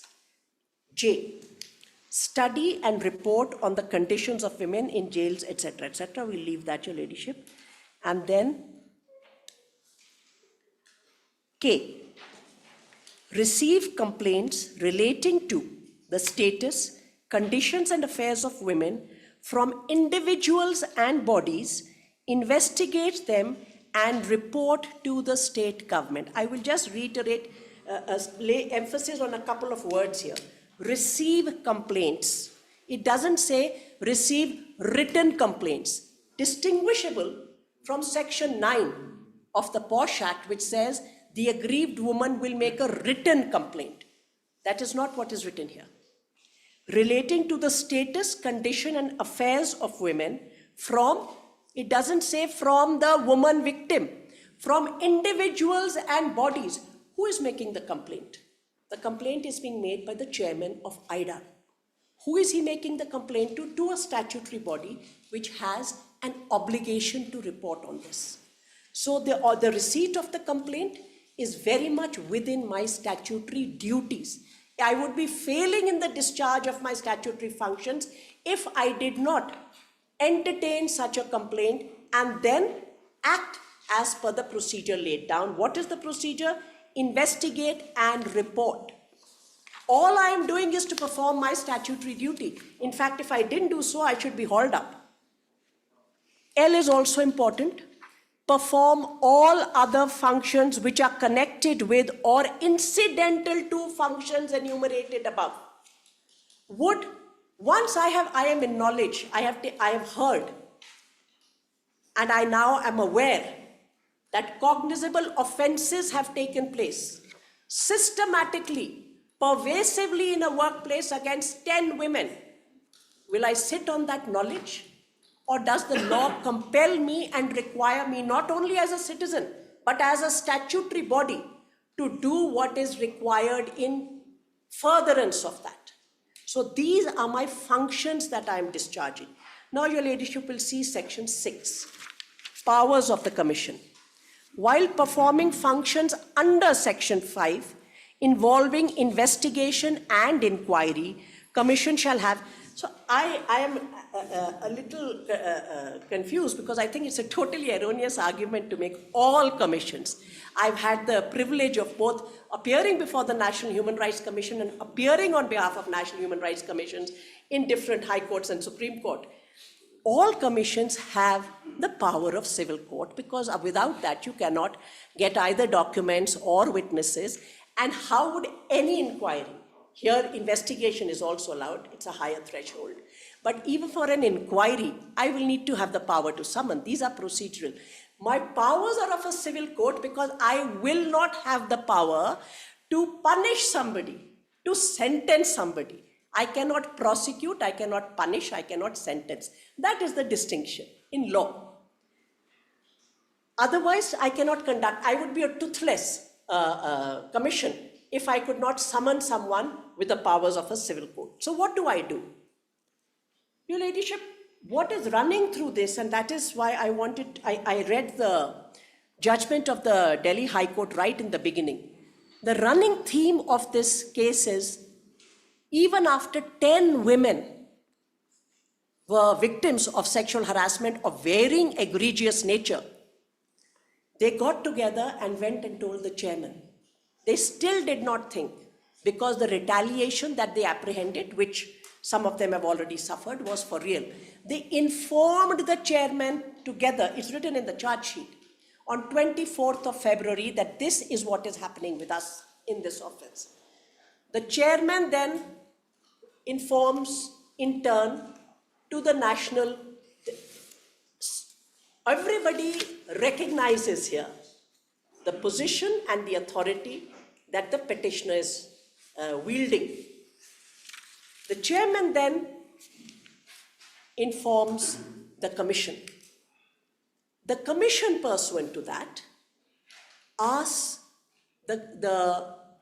in what I would describe as fair play, asks for all the women employees, because it is now fulfilling its mandate of conditions of women working in public and private spaces, asks all the women employees to come and meet and apprise it of the circumstances. Over there, 10 women tell them what kind of sexual harassment, and the pattern emerges from the complaints. I'll come to that in the charge sheet. The pattern in which systematically each one is sexually harassed. Thereafter, after receiving this, they know a cognizable offenses have taken place. Inform the DGP, I am performing my statutory duty. I have not exceeded my power. This is my job. If I did not do this, I should not exist. Of course I should do research and of course I should study. But I'm not a toothless creature. I am here to safeguard the rights, not just in the abstract and in reports, but in real time I have to intervene. That is what the law asks me to do. And it is not new or unusual. Across the country, Women's Commission are playing this role. They were set up in order so that wherever the power structure is so asymmetrical, you have to turn. You cannot, you're not even confident to make your own complaint. So where does it say I have to give a written complaint? Where is this being read into? Why do I have to give a written complaint? I would have had to go do that if I went to that already manipulated IC, which I'm not going to go to, because I will not allow you to further victimize me through that process. Thereafter, they inform the DGP. In an act of complete fair play, a preliminary inquiry is first conducted. There is no haste shown by the police. They deal with it with the sobriety and the caution that matters should be dealt with. A preliminary inquiry is conducted. One sentence is extracted and is then read and reiterated in the writ petition, that in the preliminary inquiry they say Posh is made out. Posh is made out, all right. Of course Posh is made out. But what advantage do they gain from that?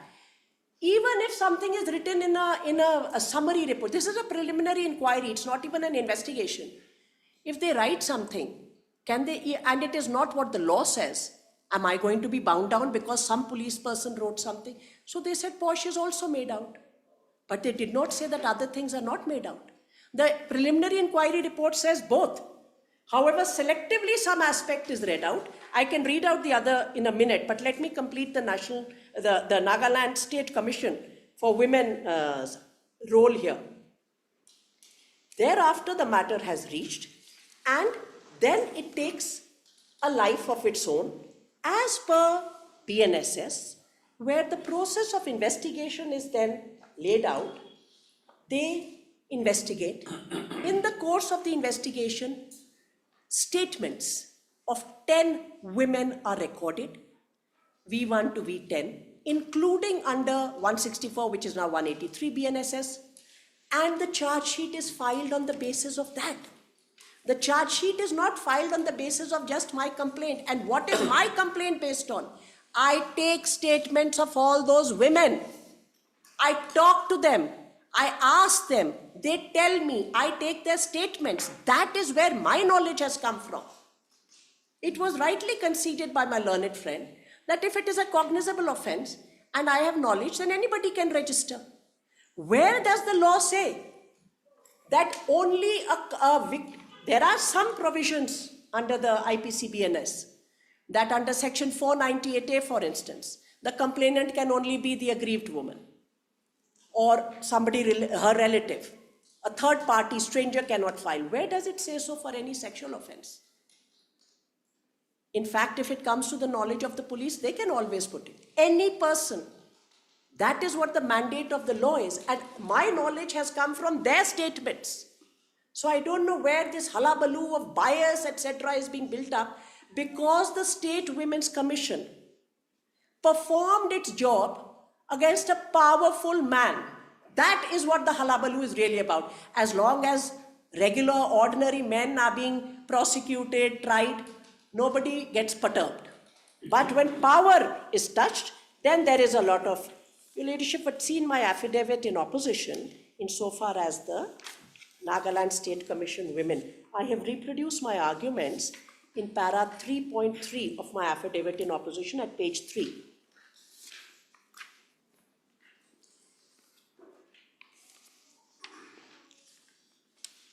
Yes. 3.3, what I have just submitted before Your Ladyship, and section 5. Just a second, 3.3 at page 3.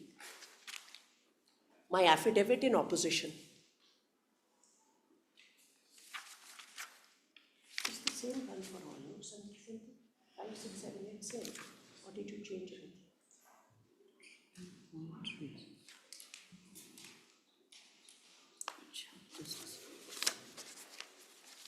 Yes, Your Lordship, it's at page Yes, 3, yes, para, I'm grateful. Para 3.3, the argument on section 5 is elaborated. Yes.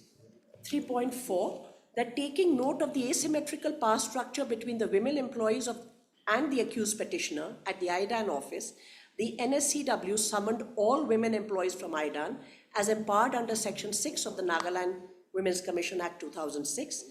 This was, in addition to this, I'm saying that because it is my duty under Section 5 to give us on conditions of women, and that's why I called all of them. 3.5, that during its interaction with the women employees from IDAN, the NSCW was informed by many women employees of multiple incidents of the accused making explicit demand for sexual favors, unwelcome and explicit sexual overtures from his women subordinates at IDAN, including asking for sex and massage. Some women staff also talked about the accused making sexually colored remarks about their undergarments. The victims categorically stated that they felt humiliated and unsafe due to the behavior of the accused and that he made sexually colored remarks and unwelcome advances. That upon learning of these incidents from many women employees of IDAN, which constitute inter alia the commission of cognizable offences by the accused of sexual harassment and insulting the modesty of a woman, as per section 75, it should be 75 and 74, 75 and 79, the NSCW saw it fit to file a complaint with the police. The complaint filed by the NSCW is in furtherance of its statutory mandate to promote and safeguard the fundamental rights and freedoms of women. That there is no infirmity in law if the complaint of a cognizable offence is filed by any person or authority which has knowledge of commission of such an offence. Further, there is no compulsion or requirement under law that a complaint be filed only by the victim of the offence. Your Ladyship, to add here, it is well settled that lodging of an FIR is not a coercive measure. What was the prejudice caused to him? He has also said, oh, natural justice, etc. I'm conducting an inquiry. I'm not going to prosecute you. I'm not going to sentence you. You have a trial to face. Take full advantage of whatever rights are available to you. All procedural rights are available to you. Where does it say that if a complaint is made and I tell the police and the police actually conducts a preliminary inquiry, what is the prejudice being caused here?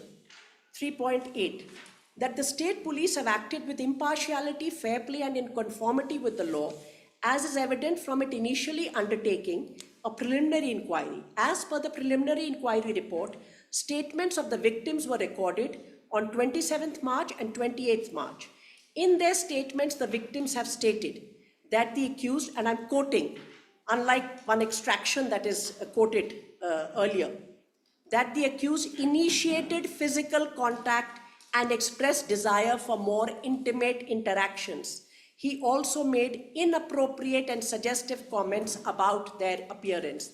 Therefore, on the basis of the complaint of the NSCW and the statements of the victims recorded by the police, a prima facie case under section 74, 75 and 79 is made out against the accused. I have made in detail submissions and I will also hand over the judgments. So this completes my arguments insofar as the Nagaland State Commission having exceeded its power. I would argue that if it did not perform this role, it would have failed performing its statutory duty. The submissions are also mentioned at page 12.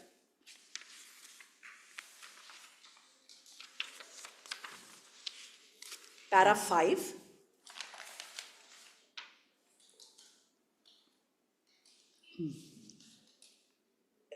You could just turn the page and then at para 6, they are also both dealing with this aspect of the arguments. Your Lordship would just have a glance at para 8 at page 14. That with regard to this is with regard to saying that, oh, even the preliminary inquiry said this is sexual harassment. I have clarified that in the second sentence of para 8 at the bottom of page 14, it is pertinent to note here that the petition is attempting to mislead this honorable court by selectively extracting a paragraph of the preliminary inquiry report while suppressing the relevant material. The preliminary inquiry report of the police explicitly states that prima facie evidence also indicates the existence of cognizable offense of sexual harassment under section 75 and 79 of the BNS, warranting a more in-depth investigation into the matter. Any observation regarding the offences committed by the accused, also making out sexual harassment under the POSH Act, does not impact the unambiguous finding of a prima facie case under the provisions of the BNS and therefore cannot form the basis of quashing. That time it was, of course, the FIR. Your Ladyship would then see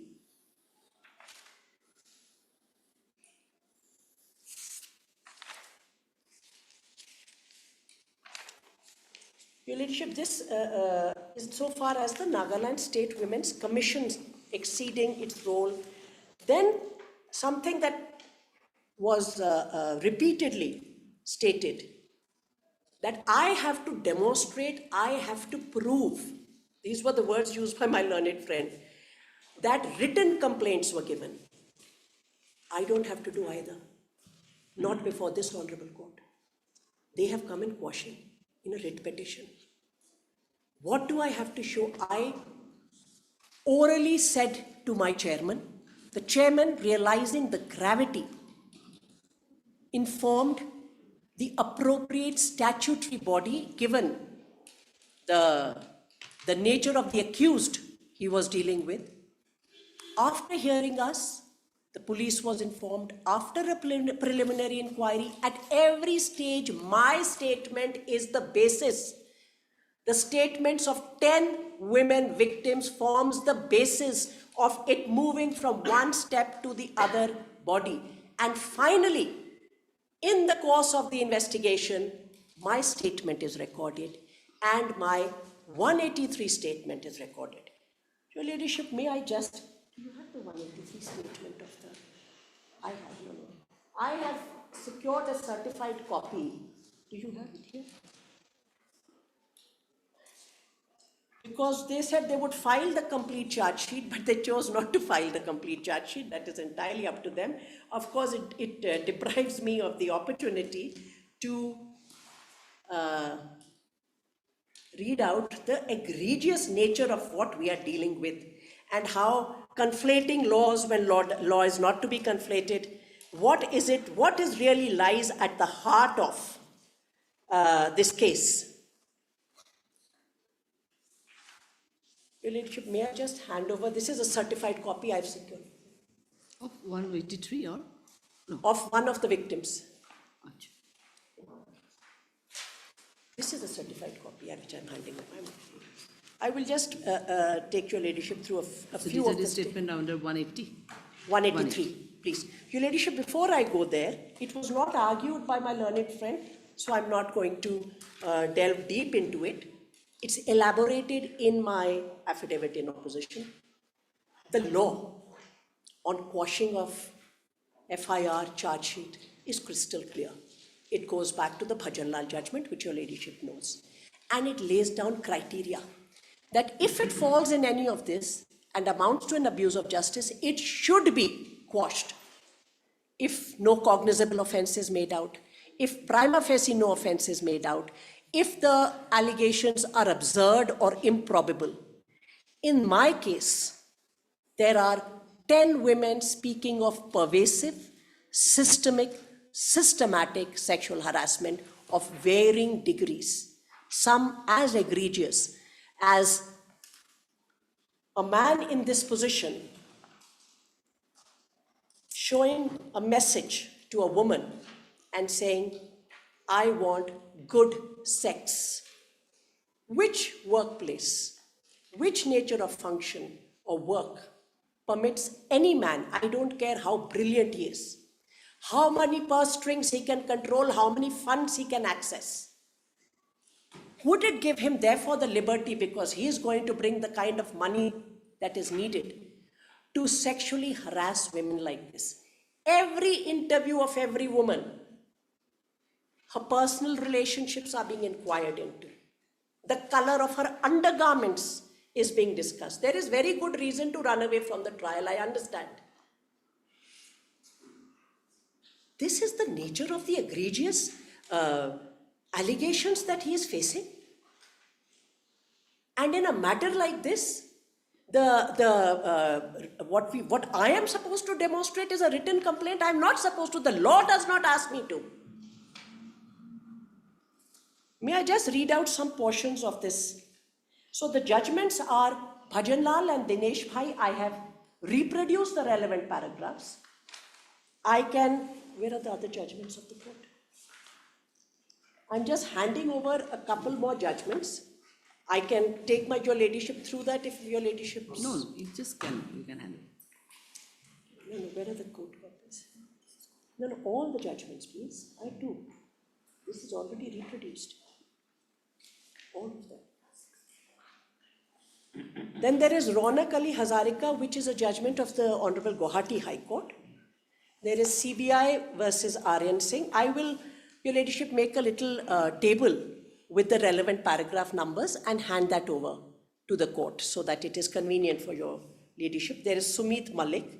There are one judgment of 2025 of the Honorable... If you want to hand it over by relevant paras and all? Yes. By tomorrow you'll be able to? By today itself. I'll just type out the relevant paras and put it on this. And I'll give it all together then. Two judgments, one judgment is of 2025 of the Honorable Supreme Court, Pradeep Kumar Kesarwani, where they have reiterated the old law was laid down in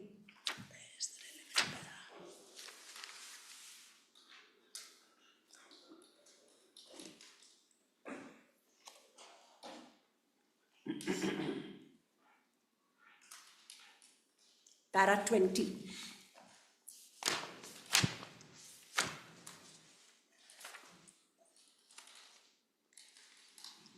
In Para 20, they have reiterated the law that was laid down in 2013 in Rajiv Thapar versus Madan Lal Kapoor, where what are the steps?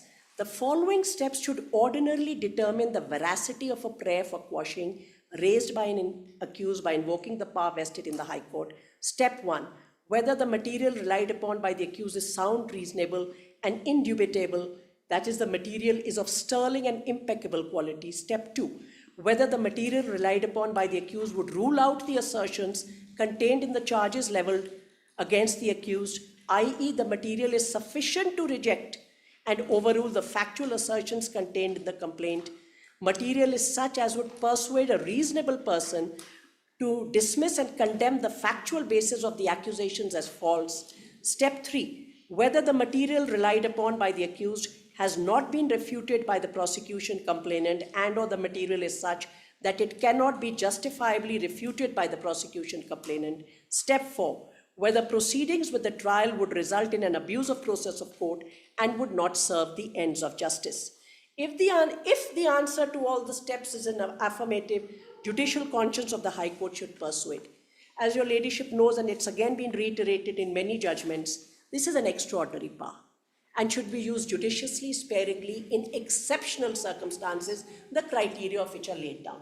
My learned friend has, apart from saying that I should go under POSH, not under criminal law, and the Nagaland State Women's Commission did not have the power, has not made any averment submission on facts. I am saying that there are facts which actually would shake judicial conscience if this kind of quashing was to be entertained at all. Insofar as the POSH criminal law, I have made my submissions. Insofar as the Nagaland State Women's Commission statute is concerned, it is my respectful submission that I was performing my statutory duty. As far as the present FIR and charge sheet, let me for a moment, and only for the sake of argument, today there is a charge sheet, and it is now listed for consideration of charge on 8th of January. The matter has been investigated. It was not on the basis of my inquiry that a charge sheet has got filed. That is prohibited by law. Not that I cannot, why would I be given the power of inquiry if I was not to conduct one? It's not that my FIR, on that basis, one charge sheet goes and gets filed. The police, in fact, went to 2 layers to make sure that what they were investigating was accurate, truthful. After recording of statements by the learned magistrate, there are today 164 statements on record. And on that basis, cognizance has been taken, and now charges, they can argue for discharge, I'm sure that will be availed. So at this juncture, to be discussing even otherwise the power of the Nagaland State Women's Commission, that is not the basis of the charge sheet. What triggers an investigation of a cognizable offense? It is my understanding of law, is not this. Although it is it's with great emphasis I'm saying, the Nagaland State Women's Commission has the power, has exercised its power, and must perform this role if the menace of sexual harassment is to be curbed. Until and unless statutory bodies are going to intervene, women will find themselves helpless under the authority of such predators. Your Ladyship, I'm giving these judgments. These are all on the aspect of quashing, or will you leave it with the table today itself? Your Ladyship, now on the aspect of the statement, I will only, if first I may just go through, because they've culled out the charge sheet that is filed. If Your Ladyship will have the amended writ petition. And the charge sheet, Your Ladyship, is at Annexure I, page 39.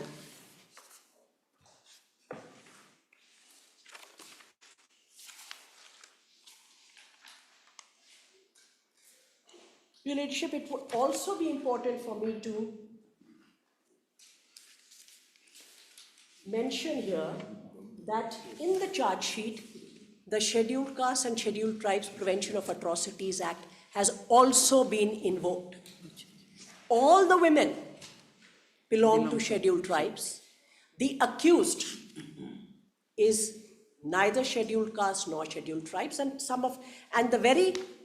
that very statute, its legal rationale lies that there is a historical asymmetry, and therefore that law exists and gives certain kinds of protection to members of scheduled caste and scheduled tribe, which would not be available to others. The section, Can we again start at I'm so sorry, at 2? at 2? Please, Your Lady, I'm very grateful.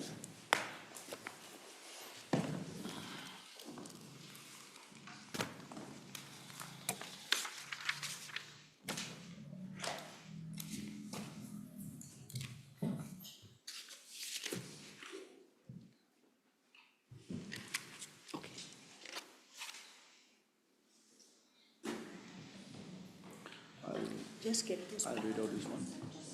Got it, huh?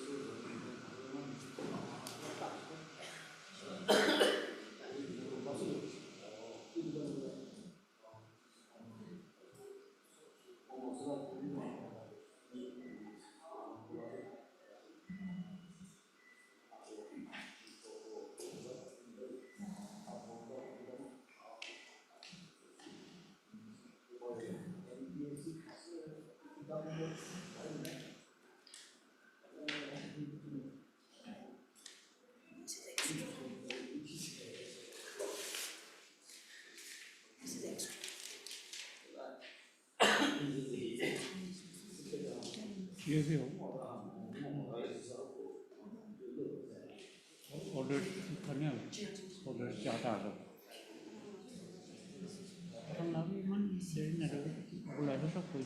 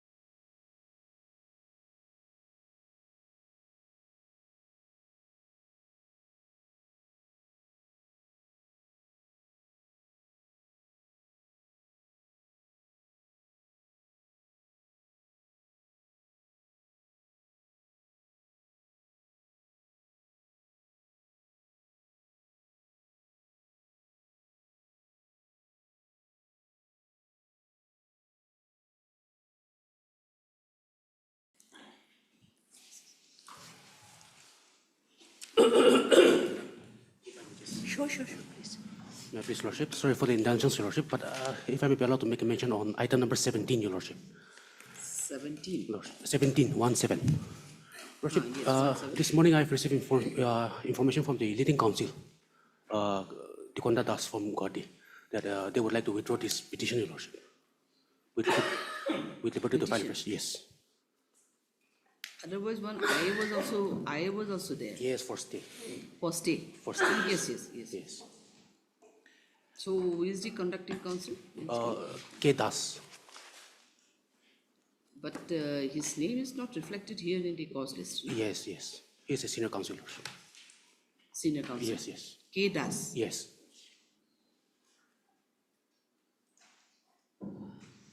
Your name is M. Vero. Lordship, yes.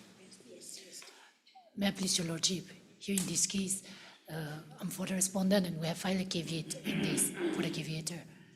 The Bank of Baroda, we have filed a Now caveat as see, well. yes, caveat will be discharged otherwise. Yes, yes, we have no objection to that, but if the standing counsel of the Bank of Baroda may be recorded, the name of the standing counsel may be recorded in this, since they have filed a caveat as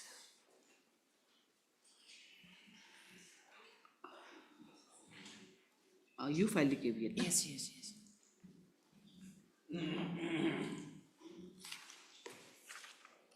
Heard Mr. M. Vero, the learned counsel, assisting Mr. K. Das, the learned senior advocate, petitioner, and also heard URMS.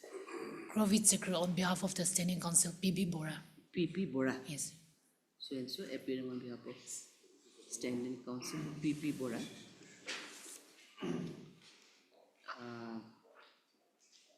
The caveator, slash caveator.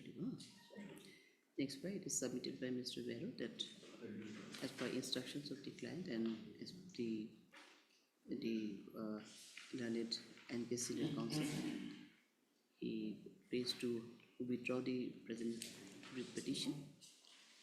Stop to which but the withdrawing this petition you don't have any objection. No objection.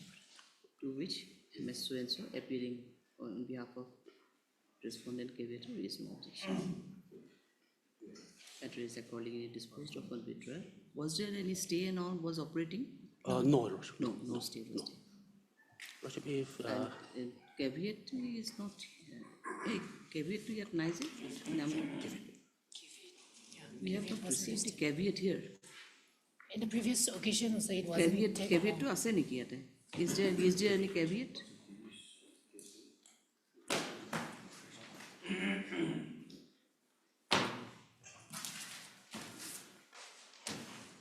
Lordship, I will be allowed to withdraw the case with liberty to file a fresh, Lordship. Liberty to file a fresh suit, in that case they might have some objection, I don't know. Lordship, they can check on the next Simple date. withdrawal, I can pass the order. If it is liberty to fresh, then we have to hear the other side. Lordship, we will inform them, Lordship. We will inform them. No, information is not sufficient. What kind of information? Because they have already filed the caveat. I don't know, but caveat is not here. Caveat, we are not filing the caveat, whatever. They are appearing for the respondent side. So if want to withdraw with liberty to fresh and file, then obviously we have to give a chance to the other side for hearing. Because they may have some objection, I don't know. Right? That the leading counsels may be heard in that case. That's what I'm saying. That's what I'm saying. So and so, withdraw the case with a liberty to file a fresh. With a liberty to file a fresh. In view of that, let the matter be listed for hearing when your convenient date, because it has to be heard. Lordship, I have no instruction regarding that, Lordship. Pardon? I have no instruction regarding that. When they will be filed. After vacation then? Lordship, then leave out the file a fresh, Lordship. Then we will just withdraw the case. No, you just tell because liberty is one aspect and simple withdrawal is another. So if you want to withdraw as a whole, then it's okay. Simple They withdrawal, must then, be- Lordship. Take that instruction otherwise. Lordship, okay. Take instruction. We are listing it on, maybe by Thursday also we can list it, if you can take instruction from your NB senior counsel. What to do? Then on Thursday, Lordship. But Thursday will be able to, okay then, Thursday we'll do, list it Thursday. We are listing it on Thursday. Okay. Take Much obliged. instruction, proper instructions. Lordship.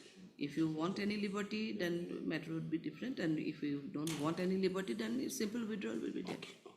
Much obliged. Obliged, Lordship. Lordship, I may also be allowed to make a mention for hearing items 19 and 20. If it can 19 and 20, they have already made a mention My lord, my lord. in the morning hours. Okay, it has already been mentioned and we listed it after vacation only. My lord, I'm deeply obliged. I was not informed. Okay, or you have not been informed, but I asked at the time of passing the order, I will inform the other side. So what he said, I informed or I will inform. Okay, it's all right, I it's just, okay. Thursday is what, 11th? Thursday is 11th, no?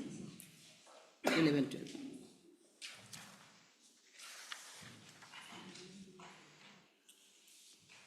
Yes. Please, Your Ladyship. Your Ladyship, I was mentioning that the charge sheet has been filed also under the Prevention of Atrocities Act. Yes. I will just point out the relevant section under which the charge sheet has been filed. Yes. That would be section 3, Section 1W. Your Ladyship has the SCST Bear Act? Yes, yes. Please, may I just trouble Your Ladyship with reading out the relevant section? Punishment for offences, atrocities, whoever not being a member of a scheduled caste or a scheduled tribe. W1, intentionally touches a woman belonging to a scheduled tribe, knowing that she belongs to a scheduled tribe, when such act of touching is of a sexual nature and is without the recipient's consent. 2, uses words, acts, or gestures of a sexual nature towards a woman belonging to a scheduled tribe, knowing that she belongs to a scheduled tribe. That is why this has been invoked insofar as the charge sheet is concerned. Your Ladyship, before I move ahead, another legal argument that was made was that the only offences under this are non-cognizable. Again, it's my respectful submission that the sexual harassment is not an offence under POSH. It is a nature of misconduct. The offence under POSH is in section 26, penalty for non-compliance with provisions of the Act. And that is what section 27 talks about. Section 27 was pointed out when my learned friend was making the arguments that the court, no court will take cognizance, etc. What are the offences? The offences are you don't constitute an ICC. That is an offence. Sexual harassment is not an offence under this. Sexual harassment is an offence under BNS. And under BNS, it is a cognizable offence. So just to clarify, because that legal submission was erroneous in nature, and that is not the scheme of POSH at all. Your Ladyship, then moving to the charge sheet, I handed over the 183 statement, Your Ladyship, of V1. I will just point out the very, very systematic, pervasive nature of this, and I'm only reading out one victim statement. This is annexure B1. So you have handed over this one, no? The certified copy, Your Ladyship. Please, Your Ladyship, has it?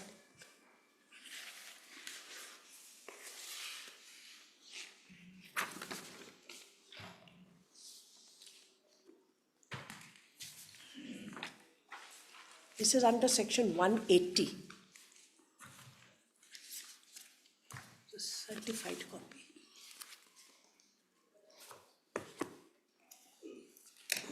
Certified copy of the document.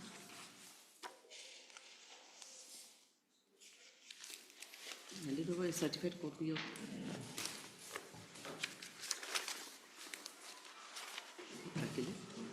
No, it will be with the.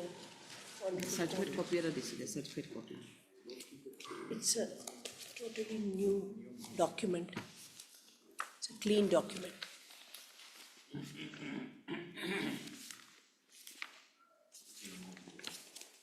The first page, Your Ladyship, has this little table. Yes, we have given. I think it may be in these papers. Yes. Please, Your Ladyship. Your Ladyship, this is V1, when her statement is recorded. I am reading para 3. After that, I was in the office the whole day. This is right at the start of her employment, when she's interviewed. Getting to know how the office functioning was, I also met the IDAN staff and interacted with them. Sir Rennie came back to the IDAN office again in the evening after reaching the office. he started calling all 5 of us one by one into his office chamber for the second round of interview. During my turn, he started asking me a lot of personal questions. He told me that if I impressed him, then he would employ me in IDAN and used a pen movement to indicate my interview performance, which moved higher if personal questions were answered. He also asked about my past life, whether I have a boyfriend and whether I was committed or single. I was hesitant to answer these questions, but answered since it was an interview.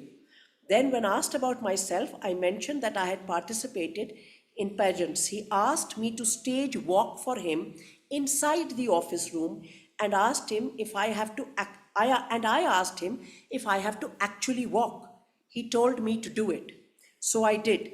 He asked about my favorite color, and I answered that it was pink.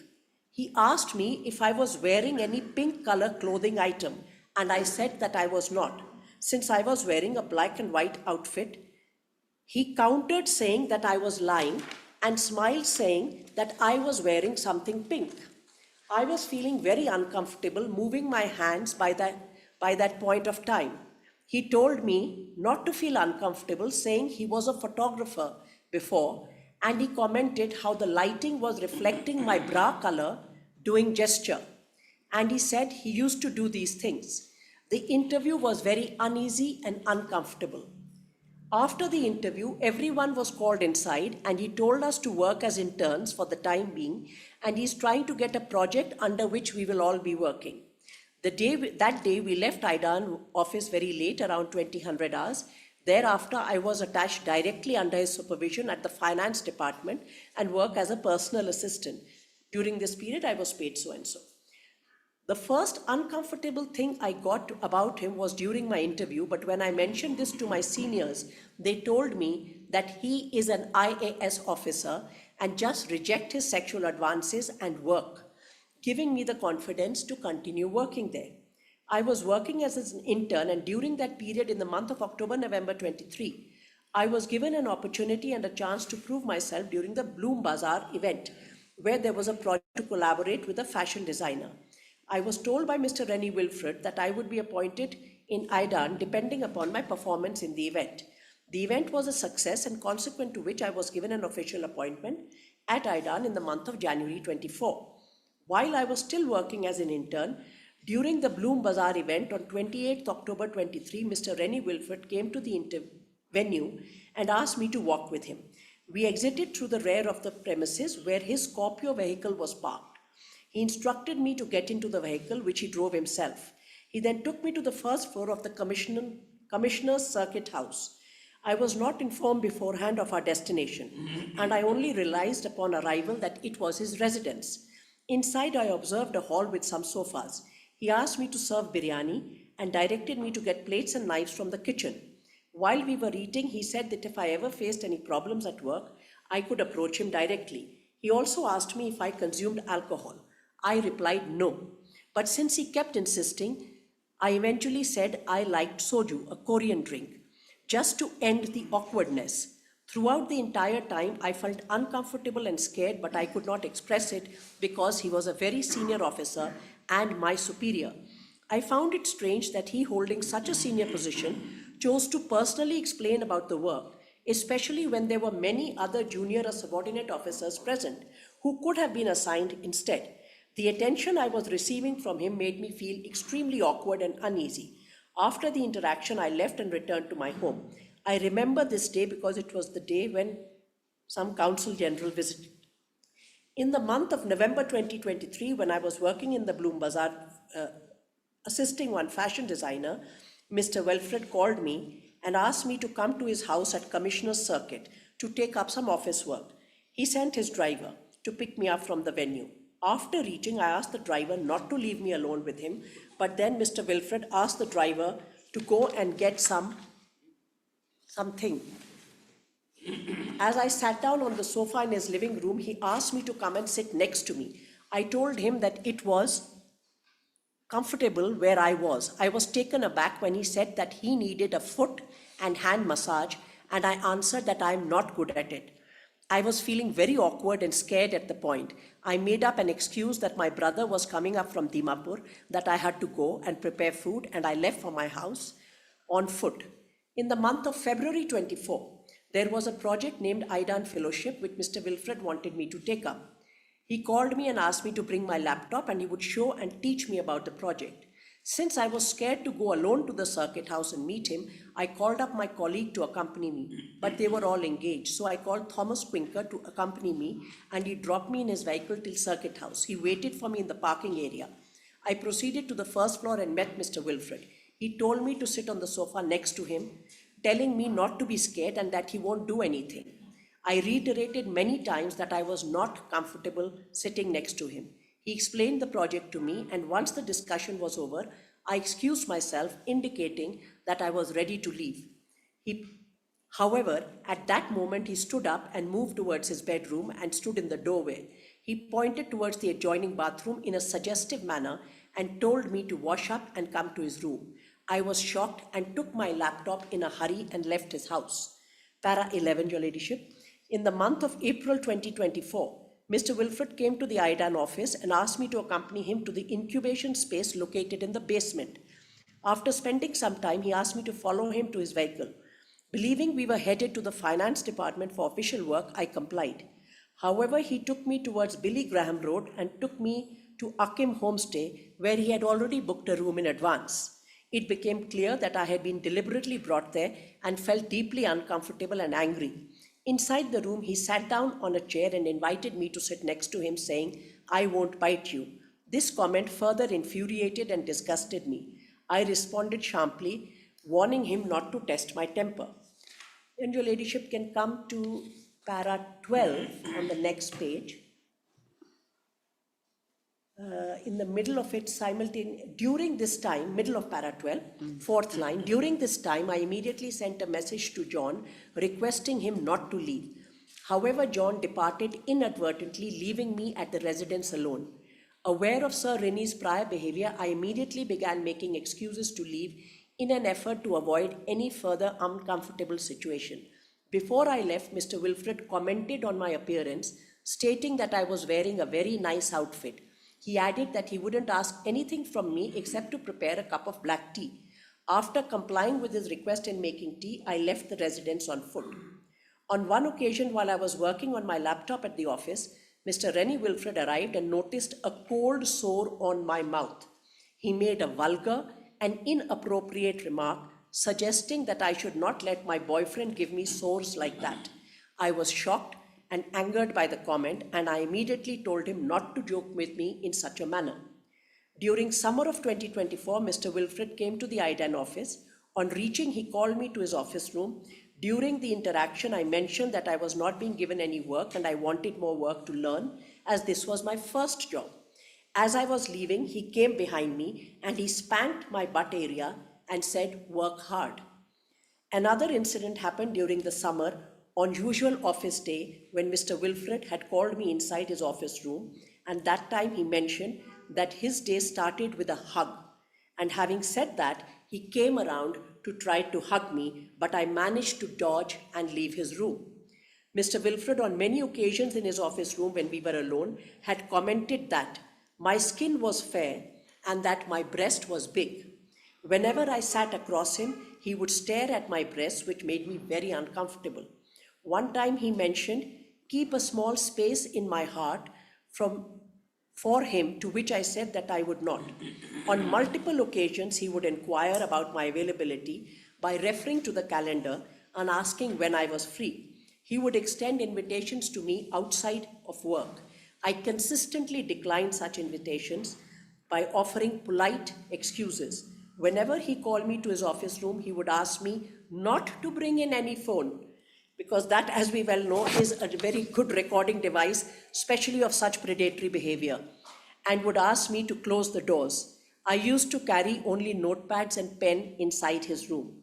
Mr. Wilfred would repeatedly call me beyond office hours and even on holidays, asking me to come to his residence on the pretext of work.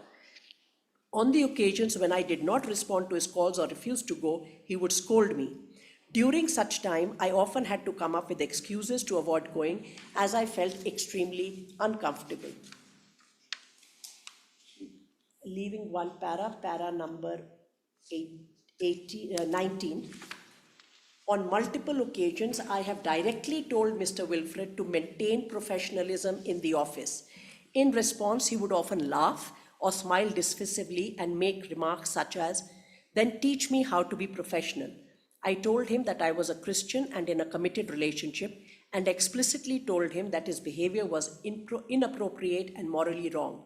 However, he repeatedly dismissed my objections. During the Hornbill Festival 2024, I was assigned to oversee promotional event involving manga artists along with my colleague V7.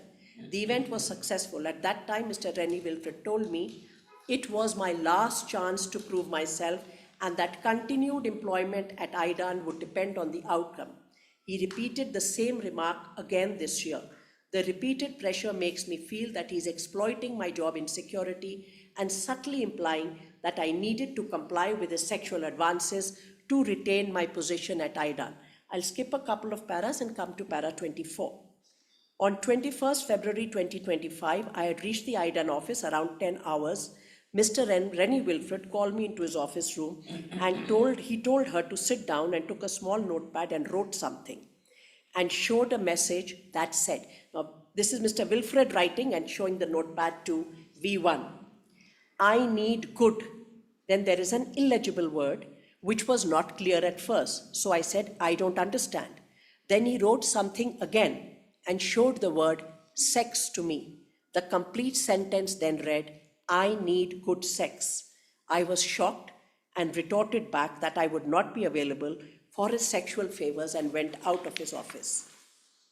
And then starts the victimization. So the pattern is very clear. It is exactly the pattern that sexual harassment law and BNS talk about. Mr. Wilfred called for a staff meeting. In the meeting, he started taking feedbacks. During my turn, he reprimanded me, mentioning, this is your last chance, don't screw it up. He wanted to remove me for goofing up NOA. This was mentioned to me more than once during the meeting, which left me humiliated, etc. Your Ladyship, this is only one, and I am reading an incomplete account. It is over a period of 2 years. 3rd March 23, the IC gets formed, which in any case is not mandatory for me. There are 10 women. None of them had the courage, given his position and power. And the position and power is reflected from the record. He was suspended much, much later, only when a lot of hue and cry was created, although it is expected for a state government to act in accordance with the law and rules and to ensure that the dignity of women is upheld. All of them follow a similar pattern. It is no part of any interview to find out about a woman's personal life, particularly her romantic relationships, whether they exist or not.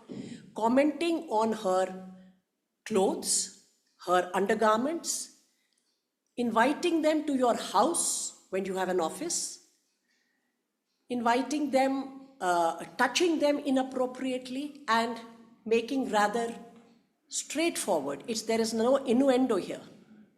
The remark made by him, the sexual favor asked by him, is absolutely direct and her job depends on it.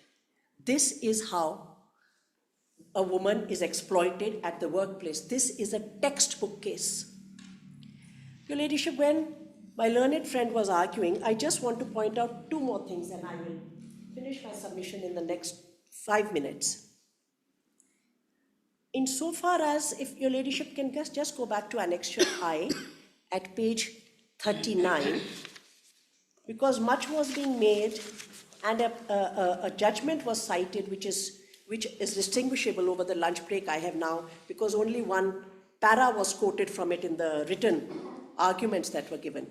If Your Ladyship would have para 16.1 again of the charge sheet, which is Annexure I of the amended writ petition at page 47.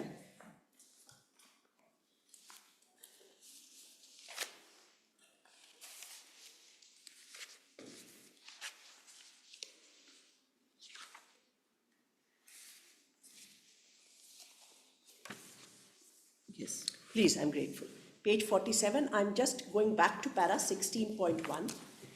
The chairman of IDAN, he is the one who goes and mentions to the commission that on 24th February 2025, Shri Abu Mehta, chairman, PW3 of the IDAN, held a meeting with the female employees of IDAN late evening. During the meeting, the female employees narrated multiple incidents of alleged sexual harassment and abuse purportedly committed by Shri Rennie Wilfred, accused 1. The female employees informed him that they intended to submit a joint written representation outlining their grievances. Some of the allegations raised were of a very serious nature and required urgent and appropriate action in accordance with the relevant rules and regulations. It was also brought to the chairman's notice that such incidents had been occurring over a period of time.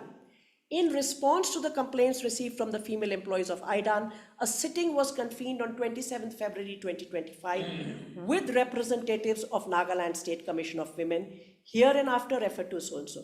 During the meeting held on 27th February, the chairman of IDAN verbally apprised the NSCW of the nature of complaints, the seriousness of allegations, and the intent of the organization to pursue the matter further. Subsequently, on 3rd March, the chairman submitted a formal written representation to the chairperson of the Nagaland State Commission for Women, enclosing with it the joint written representation submitted by the female employees to the chairman. This step was taken to formally place the matter before the competent authority for further action and to ensure that the concerns raised were addressed with the seriousness they warranted under relevant laws and procedures. I have acted upon receiving a written complaint for the chairman of IDAN, who has annexed with it joint written representation. What should I have done? Should I have failed my statutory duties and thrown it away, saying, there is no posh, so you continue to be sexually harassed and let this man run this little fiefdom of his own that he's running at IDAN. Your Ladyship would then come to para 16.5.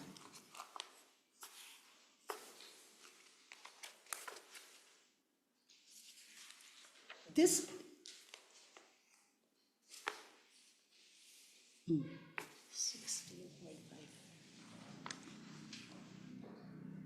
the investigation throughout the investigation the SIT conducted, the present case arises out multiple and consistent allegations of repeated instances of unwelcome sexual overtures and physical contact of a sexual nature constituting sexual offences under these sections committed by accused while serving at IDAN from 2022 to April 25. The prolonged silence was broken only after the incident on 21st February 2025, which acted as a catalyst. Following this incident, during the all-female meeting held on 24th February 25 at IDAN office, the victims, drawing strength from each other and finding courage and collective solidarity, came forward to voice their experiences. This marked a significant turning point in bringing the matter officially and initiating legal action against the accused. It is now well documented, and courts have taken judicial cognizance that there are very good reasons for women to remain silent. In cases of rape, we know that delay is not fatal to the prosecution. In cases of sexual harassment, given the asymmetry of power and the nature of the vulnerability of the job tenure, again, courts have taken this into consideration. Your Ladyship, the tables here actually detail V1, V2, V3, V4, everybody's allegation, and the pattern comes out clearly. I won't labor over that presently. There was a judgment, as I mentioned earlier, U.S. Verma is distinguishable. It is a judgment of 2009. In any case, they are parallel legal remedies, and that is the legal architecture. There was another judgment referred to in my learned friend's written arguments, where they said, they referred to a High Court of Kerala judgment with regard to the Child Welfare Committee, and said that is in para 9 at page 7. Your Ladyship, I went through the judgment during lunch. this judgment, the Child Welfare Committee, there was one Mr. Anil Kumar, who was a person working there who had sexually abused this child. All the petitioners in this judgment are people in positions in the organization. The CWC had directed that FIRs be registered against all of them. And the CWC had asked for registration of FIR not under the failure of mandatory reporting, which is under POSH. Even failure to report is punishable under Section 21, but under the Sexual Offences Act. And Anil Kumar is not a petitioner here, not the person who is facing charges of POXO. He is not a petitioner. So to pluck a judgment of one paragraph without any context, particularly the facts, would be a little inappropriate in a High Court proceeding. It would be to say that Rennie Wilfred, against him we should also have under Section 75, 74, against the Finance Commissioner, the Chief Secretary. If that was the case, that would be a very different scenario. Third distinguishable element would be, here the charge sheet and investigation, FIR as we know is not an encyclopedia, simply triggers. FIR is not a coercive measure. It only sets off an investigation. After a preliminary inquiry, after an investigation, both of which involve recording statements of all the victims, not one but all. On that basis, the investigation is carried forward. So this case is absolutely distinguishable from the facts of the matter before your ladyship. Your ladyship, the last thing that I would like to I referred to this judgment in the morning, the Delhi High Court judgment. In fact, it deals squarely with this issue. And as I mentioned in the morning, the issue here is actually of a much graver nature, because here the departmental inquiry had exonerated him under the IC. The IC had exonerated him and criminal proceedings were to continue. Where are the judgments for the court? I'm handing over all the judgment. The Asif Hamid Khan judgment, I think I handed over to your ladyship in the morning. All the other judgments are here along with the table, which have the relevant para numbers. Your ladyship, so far as Asif Hamid Khan, I just want to draw your ladyship's attention to para 51, which are please your ladyship. Your ladyship, the subheading of para 51 is implications of inquiry report by ICC on criminal proceedings. The second contention raised on behalf of the petitioner is that a detailed inquiry in the complaint was conducted by ICC, wherein statements of number of witnesses were recorded, but after considering the entire evidence led by both parties, the petitioner had already been exonerated. But the inquiry report was not considered by the court. The question, therefore, is whether the disciplinary inquiry report / ICC report is binding in the criminal trial and that no FIR or charge sheet can be filed, merely because the petitioner had been exonerated. Here it was slightly different, but I'm drawing a parallel here. That in the case of Stanzen Toitsu, the apex court observed that there is no legal bar to the conduct of disciplinary proceedings and a criminal trial simultaneously. Reference was made to, they're referring to various judgments. It was declared by the apex court that departmental prosecution of offenders for commission of an offense by them, while criminal prosecution for an offense is launched for violation of a duty that the offender owes to the society. Departmental inquiry is aimed at maintaining discipline and efficiency in service. The standard of proof in the departmental inquiry is not the same as in the criminal trial. It was observed that conceptually the two operate in different spheres that are intended to serve distinctly different purposes. Therefore, merely because the petitioner has been exonerated. In this particular case, it was again an ICC, and the court said, no, you will face the matter under para 54. As has been noted above, the criminal offences are distinctly defined under the IPC and have defined connotations. The departmental inquiry pertained to the alleged sexual offences as defined under POSH Act, and it cannot be said that there is any binding effect of the observations. It does not work as a precedent or an estoppel on the findings. This is more so because, as already noted, the parameters for adjudicating a criminal offense are very different. So here, even after an exoneration, it therefore can't be said that if I do not go to POSH, which of course did not exist, then I will have no remedy. And that is the only remedy. That is not the intent of the law, nor is it the design of the law. Your Ladyship, the last thing I will mention, my learned friend had rightly said right at the beginning that colleagues owe each other mutual respect. And I would never find fault with that, and I would dutifully adhere to that. In the written arguments, I find from at page 14,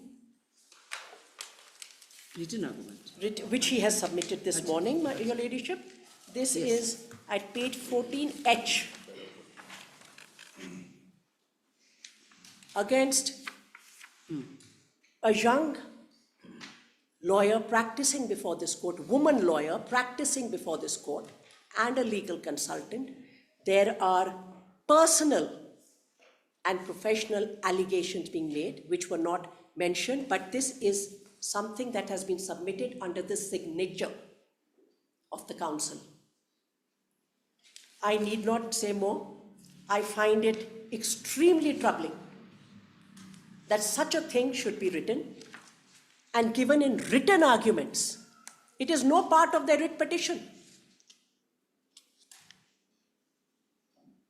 So after trying to intimidate the women, then arraigning the Nagaland Women's Commission, now the legal consultant, it would be a total waste of time to try anything on me. I will say that openly. None of us are going to back off from doing our professional work. We will perform our duties, and making personal and professional allegations against a young woman lawyer practicing in this High Court comes as a shock to me. I don't practice here, but I am very disturbed on reading this. And I do hope that when we practice as lawyers, we owe a duty to our clients, but we don't cross a line, and we owe a duty to the court. And we owe a duty to our colleagues, especially to younger colleagues. I'm very grateful for the time. Your Ladyship, one other request. I am actually a member of the UN Commission of Inquiry on Ukraine. And there is a meeting at 3 p.m., which I have to join online. My colleague, Mr. Senthil, is here. If I can be excused at 3 p.m., because that meeting has been called because of the international developments. Your reply is there? Any reply? Yes, well, 5 minutes. Okay, sure. I'm very sorry to make this request. No, it's... Yes.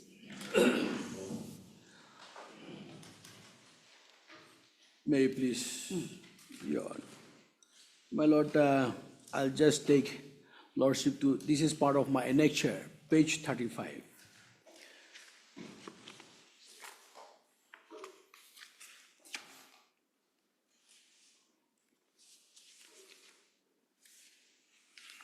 Yes, 35.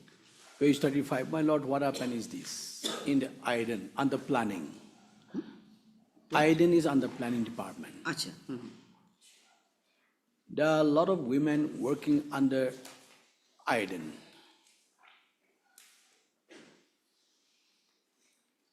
And Rennie Welfare was appointed as Joint Secretary Planning cum IDEN Chairman. IDEN. Now, my learned friend has said, pointed out, so I'm just compelled to clarify it. Learned friend is that this is not part of the writ petition. Otherwise, I didn't read out that paragraph. I'll be very frank, my client really put it that one, so I thought I'll not read out this one, didn't read out. Since he has clarified, I'll just read out, so that I'll be cleared. This is part of my writ petition. To the Chairman, Investment and Development so-and-so, subject clarification of attendance and participation of meeting at NSCW on 4/4/25. Respected Sir, in light of the above subject, I, MS Anini Nyaga, would like to bring to your kind, because she is one of the employees, lady employee, bring to your kind attention and notice that on so-and-so eve of 3rd April 25, I was given a verbal information that there was a meeting called for all the women employees. However, I was not given clarity of the timing or the location of the meeting. We indicate the timing, which was confirmed later in the evening. On 4 April 25, I went to the office of the IDEN as I was unaware of the meeting venue. Later on inquiry, I was forwarded a meeting circular from NSWC attached for reference by a fellow colleague, after which I went to the Commission's office. I would also like you to be kindly informed that NSCW meeting circular carried a reference to a later meeting, some letter submitted on 2/4/25 and on behalf of all the women employees. However, this letter did not have my consent nor brought to my knowledge. Upon request, I came in possession of this said letter on the day I attended the meeting at the NSCW office from a staff of the NSCW, within bracket letter as received through electronic media from the NSCW is attached for reference, close bracket. At the Commission's office, we were met with the members of the Commission, and during this interaction, look at this is the importance here, how her name appeared, the young advocate. It was informed by the legal consultant, Mrs. Apila Sangtam, that a formal complaint has been lodged, and following which we will be called for interrogation by the police as per investigation procedure. Lord, that's why I'm saying all is not well. There is ulterior motive. That's why the young lady advocate's name has started appearing, not me, through paper. This is submitted one of the working women working in IDEN, because her name was dragged. Therefore, allow me to speak. No, you can. I didn't interrupt. Please sit down. I'm very grateful. I have so much respect for you. Please sit down. Listen to me after you replied. For the woman's name, the lady advocate's name is now being said in an online hearing. I would leave it to the court to decide whether that is material to the quashing that is said, and whether this indulgence should be given, whether it is material. Whether it is material to the arguments today before this court. He wants to take up a case against that lady advocate, advocate, another. He is welcome. The more the merrier. We would love a good fight. Take it from me. But is it material to now read out this part and whether this indulgence should be granted? No, I'm very grateful. This is part of read petition. That's why, I have so much respect. I have respect for her. I have respect for my colleague. But since she started saying something, therefore now I have to clarify what the evidence shows. How her name has Yes, how her name has appeared. Now allow me to read the whole things now, because we have to clarify it. A gist of the interaction is as follows. 1. During this interaction, the Commission urged all the women to look at ulterior motive. During this interaction, the Commission urged all the women to stick to their statements, which were provided earlier to the Commission. It was also informed by the women not to backslide, and if they do so, the case will become weak. Imagine the sentence, the word. 2, even if any of the women involved choose to withdraw, the Commission will proceed with the complaint as per due process. Intimidation, threatening. 2, 3, the women employees were also asked to document their don't disturb. 35, page 4. Page 35. This is the member secretary now. I'll just say again. This is the, You I please, didn't read, I didn't go out and para read. 3. If this is to be indulged, I can sit here for another hour and read out what the member secretaries are. The women employees were also asked to document their feelings and concern regarding their discomfort in working. Now, see, the question is that this H4 or page 35, she has already mentioned about this. This is now she is the member secretary. Nothing personal for us. No, not personal for us. She is the member secretary, and she, by these No, she's not member secretary, madam. That is his annexure. Where is it? Please see your own annexure. She is the member secretary of the IC. Okay. I had mentioned that. So she is Very the These member of an documents have no IC bearing. committee. So as per Ms. Grover's submission, these letters give a clean sheet to She your can be your petition. defense witness, So you these know. are the letters which were communicated. No, that- Now name of the lady advocate come in that manner. Because you of that, I submitted. have to clarify. Otherwise, for me, nothing personal. Because this is part of the pleadings. This is one. Now, look at my lord, my learned friend has referred to page 31, how the ICC was constituted on page 31, my lord. Yes, yes. How the ICC was subsequently constituted by order dated 3 March 25. Now, this is at the according to the instruction, at the instance of the Women Commission. Now coming to the next page, pre-page 30. 30. This is for the whole department within secretariat. This is secretariat. This is, No, she was not on that. She is saying that the state commission, committee is there only. yes. But there has to be, as per the notification in the guidelines, there has to be an internal committee. Correct. For every office, everything, that was not constituted, and after only the cognizance or the FR was instituted, thereafter only that has been constituted. That is her submission. On 3rd March of 2025. Earlier, there was no such committee, internal committee was not there. That was there. Well, that's one my humble submission. I then is part of under planning, and planning is under the PNR secretariat. So this covers this notification. 29 August 22 covers the entire staff of at state level. That's what my submission. So that is to there only. Yes. That is to there. There's a state level committee is there only. They're already there. The internal committee, as per the guidelines, That's the why. internal committee was to be constituted. That was ICC. not This constituted. is state level ICC. My lord. State This is level my ICC is there. yes, yes. Is there. Was there. That's smart. That-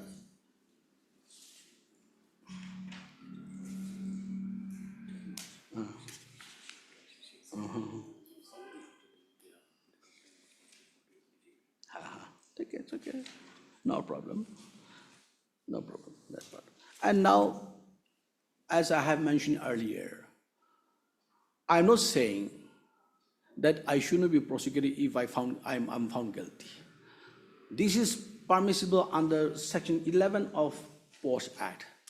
After receiving the complaint, the committee will examine, and if it is necessary, felt necessary, refer them to police. That is, I'm saying simple procedural lapses is there, and therefore why you have violated the statutory power? One. Then why, since this is allegations of sexual harassment at workplace, therefore the only way is to anybody come to ICC after examination, ICC will forward this matter if necessary to police. I'm not saying that I shouldn't be prosecuted for this. The only thing that I'm saying that there shouldn't be any lapses, and there shouldn't be any exercise of power beyond the statutory law. Now, what is this? My friend has made a long submission. I said from the beginning, I was putting that question. Is there any complaint submitted in writing by any aggrieved person, either before ICC or before the Women Commission?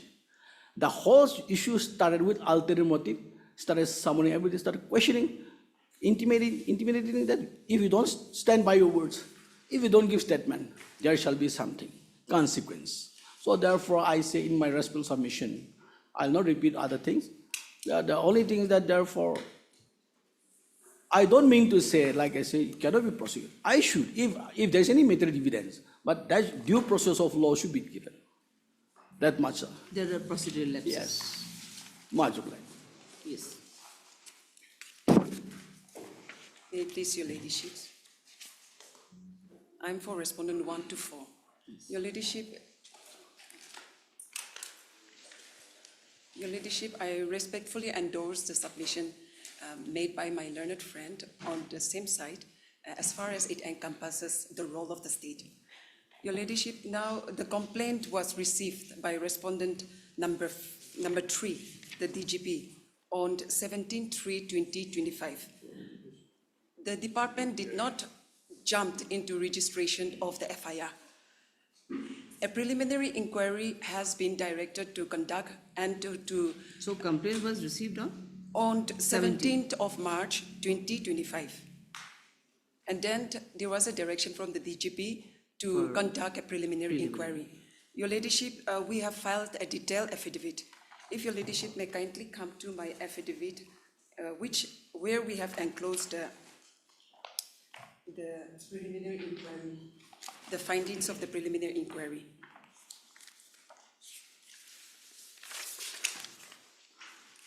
Page 20 of my affidavit in opposition on behalf of respondent 3 and 4. Page 20. Just a second. There are lots of respondents. Yes. 1 to 4. No?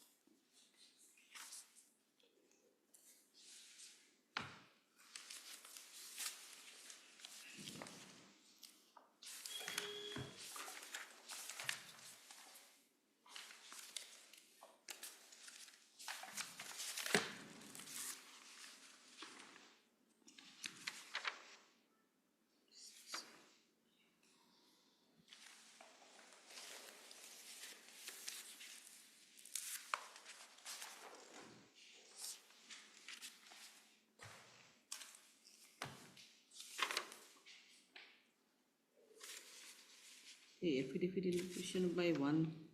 Respondent 3 and 4. 3 3 and 4, yes. Oh, yes. Page 20. Page 20. Yes, yes.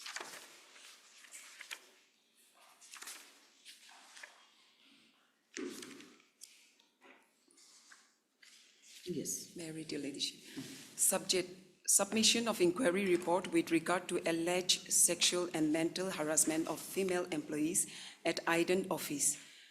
Coming to para 3, Your Ladyship.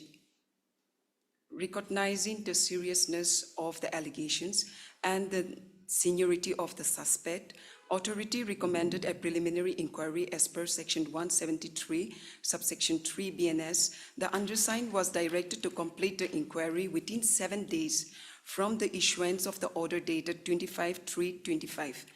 During the inquiry, Srimati Konyak, the complainant, was examined and her statement was recorded under section 180 of the BNSS. She explained that a verbal complaint had initially been received from the chairman of IDEN during the last week of February 2025. This was followed by a meeting with the chairman on 27 February 2025 and a written communication dated 3rd of March 2025, which detailed the chain of events and include a representation submitted by the aggrieved woman. Srimati Konyak further stated that the commission, empowered under the Nagaland Women Commission Act of 2006, took cognizance of the matter. Upon investigation, they discovered multiple victims within the workplace who had rendered This similar... complaint was initially made by chairman of IDEN. Yes, yes, yes. Yes, then. So, Your Ladyship, making them particularly vulnerable as the perpetrator exploited their job insecurity to exert control. Given the seriousness of the offense and the predator behavior of the suspect, the Commission, acting as a quasi-judicial authority, decided to forward the case to the State Police for further legal action. The complainant provided substantial documentary evidence, including a copy of the victim's written representation to the chairman of IDEN and individual statements recorded by the Commission. Your Ladyship, based on the documentary evidence received, the signatories of the representation were also examined, and their statements were recorded on 27 and 28 March 2025. Most victims allege that they frequently face veiled intimidation and the enticement of preferential treatment in the workplace. It was reported that the suspect often summoned victims to his office chamber and place of residence at unusual hours, after work and on holidays, under the pretense of work-related matters. The investigation revealed that the suspect displayed an intrusive interest in the personal and intimate lives of the victims, which was distressing and unpleasant. Several victims claimed that Mr. Welford had made inappropriate and suggestive comments about their appearances, often using double entendre to evade accountability. Moreover, some victims reported that he initiated physical contact and express desires for more intimate interactions. They also noted that when his advances were rebuffed, he will dismiss their work, contributions, and belittle them. Victims describes this leering and steering as a repeated unsettling behavior that added to their distress in the workplace. During the course of inquiry, it is learned that lack of defined workplace regulations, especially in regard to recruitment and hiring, organizational obligations, disciplinary proceedings and behavior standards has created a hostile work environment and promoted exploitative behavior of those in authority. So based on the following findings of the preliminary inquiry, a more thorough investigation is recommended to ascertain the facts of the case. The testimonies provided by the victims clearly make the criteria for sexual harassment as defined under the POSH Act of 2013. This includes whether directly by implication, sexual advances and requests for sexual favors, sexually colored remarks, and unwelcome sexual, physical, verbal, and non-verbal conduct of a sexual nature. Additionally, it encompasses situations where a person's work or employment is conditioned upon unwanted sexual favors. Prima facie evidence also indicates the existence of a cognizable offenses of sexual harassment under Section 75 and 79 of the BNS, warranting a more in-depth investigation into the matter. So on the findings of the preliminary inquiry, the DGP has constituted an SIT, Special Investigation Team. So the investigation team has, before coming to the investigation team, the FIR, after the preliminary inquiry, Your Ladyship, after the preliminary inquiry, only the FIR was registered on 2nd of April 2025. 2nd of April 2025.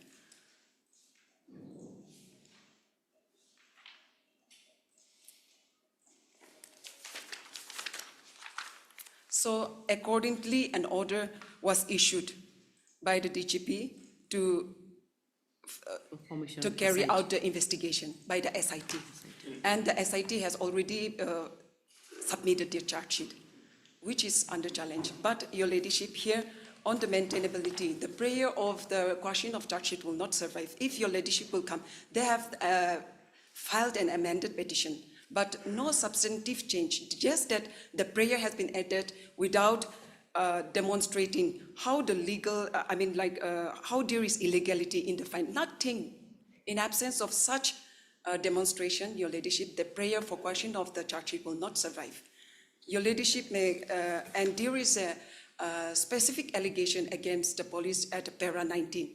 The amended and the original, it's the same. And we have already filed in reply to that. So Your Ladyship may come to para 19. Para 19 of the repetition. There is a specific allegations against the police for registering the FIR.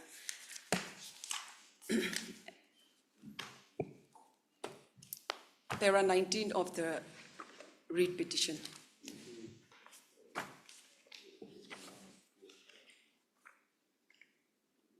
Yes. That the police also ought not to have relied upon the complaint dated 17/3/2025 of the NSCW towards taking cognizance of the matter, as the allegation of sexual harassment of women at workplace comes under the purview of the special law called the Sexual Harassment of Women at Workplace Prevention, Prohibition and Redressal Act 2013 enacted by the Parliament, and therefore the general law like IPC BNS 2023 will have its application only after the process is completed under the POSH Act 2013. In reply to this, we have made in our affidavit, Your Ladyship may kindly come to my para 11, page 11 of my affidavit in opposition.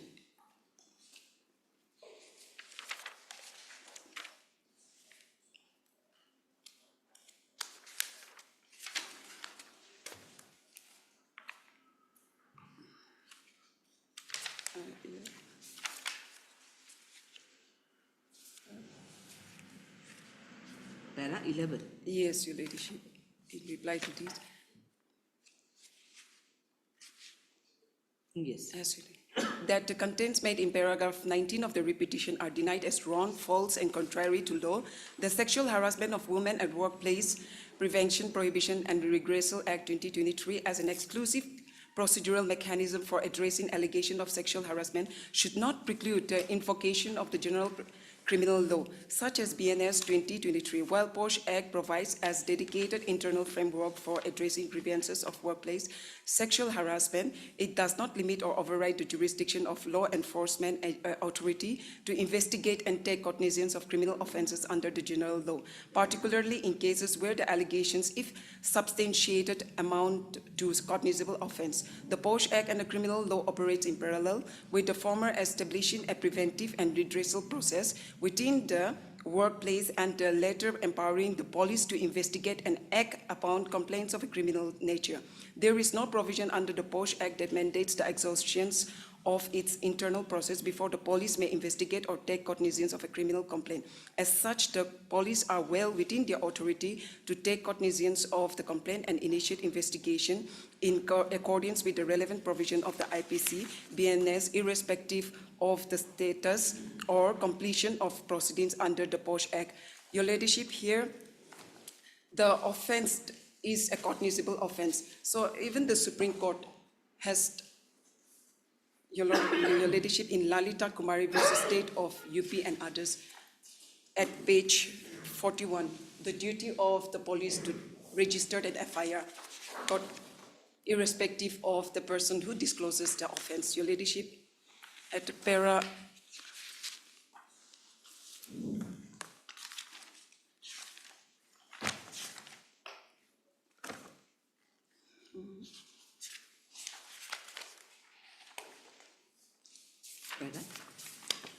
Your Ladyship, I think para 10 and 41.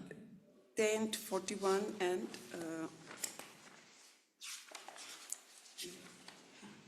I flag it now. It's at page 16, Your Ladyship. Page 16. Starting from page 16, yes. 16. Yes, 16. I'll just read a short line.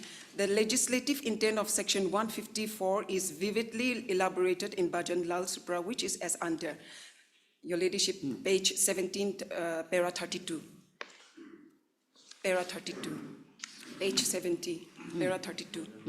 Be it noted that in section 154(1) of the Code, the legislature in its collective wisdom has carefully and cautiously used the expression information without qualifying the same as in section 41(1)(a) or (g) of the Code, wherein the expressions reasonable complaint and credible information are used. Evidently, the non-qualification of the word information in section 154(1), unlike in section 41, subclause 1(a) and (g) of the Code, may be for the reason that the police officer should not refuse to record an information relating to the commission of a cognizable offense and to register a case thereon, on the ground that he is not satisfied with the reasonableness or credibility of the information. In other words, reasonableness or credibility of the said information is not a condition precedent for registration of a case. A comparison of the present section 154 with those of the earlier codes will indicate that the legislature had purposely thought it fit to employ only the word information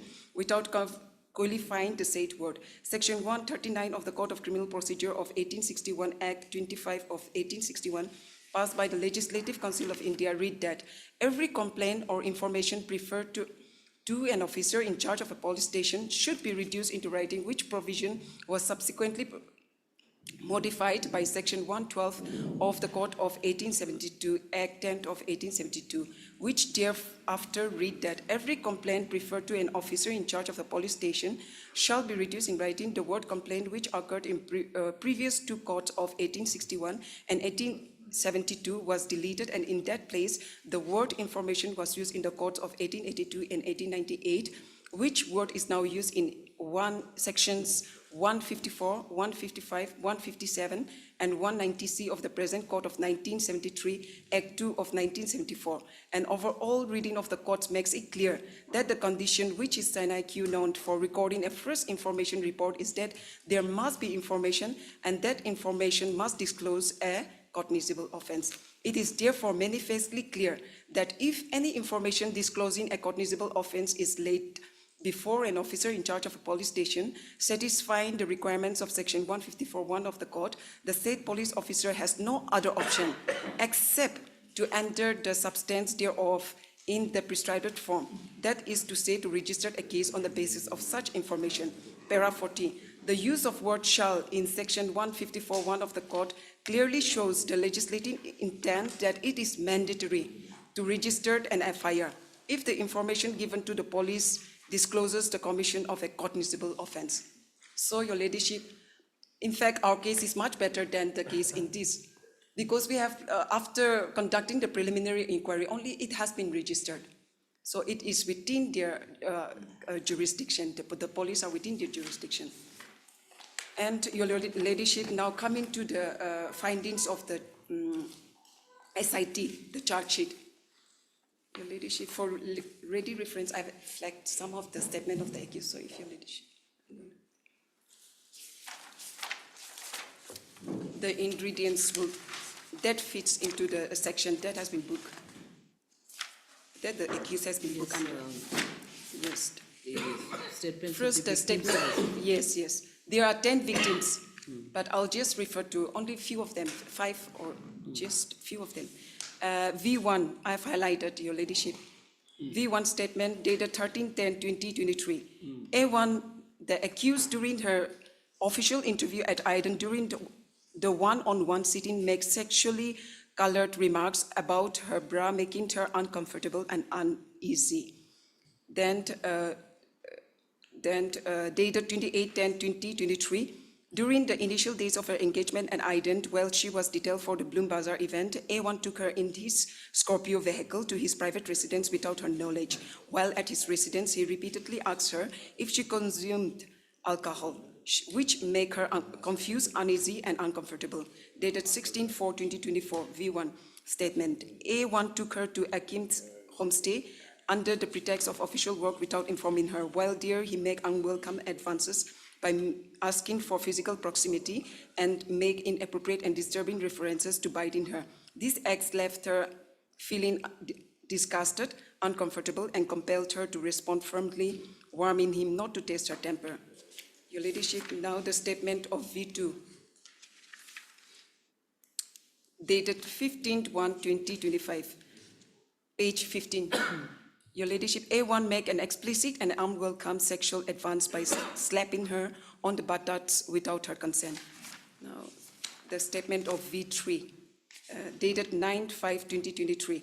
On the evening of her interview at Iden, A1 called her to his residence under the pretext of a work-related discussion upon her arrival. He sought physical proximity by inviting her to sit next to him and also called her into his bedroom. He then made an unwelcome sexual advance by attempting to hug her. These acts and gestures caused her significant discomfort, alarm, and distress. A1 instructed her to arrange a professional therapist for a massage session. However, during the session, the therapist refused to continue due to the lewd remarks made by A1. Following this, A1 made further unwelcome sexual overtures by asking her for physical proximity while he was wrapped in a towel, causing her discomfort and distress. Your Ladyship, page 19. Statement of V10, the last para, dated 2/3/2024.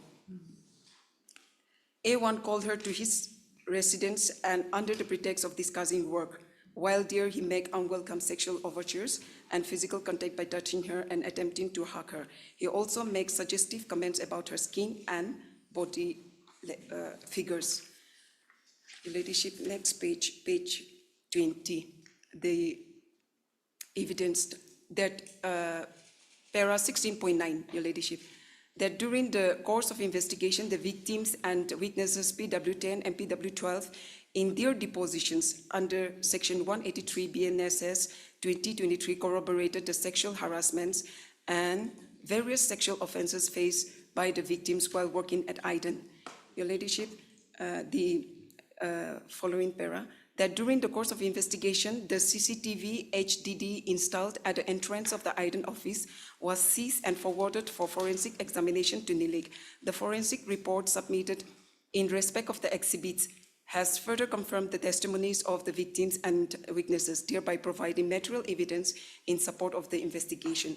That during the investigation, multiple collaborating pieces of evidence have emerged from the cell detail record analysis of A1. the victims, and independent witnesses. Additionally, the identification of cell tower IDs corresponding to the various places of occurrence has aided in establishing the facts and verifying the sequences of events. That during the course of investigation, various corroborating pieces of evidence have emerged through documents requisition under Section 94 BNSS 2023 from IDEN 16.14.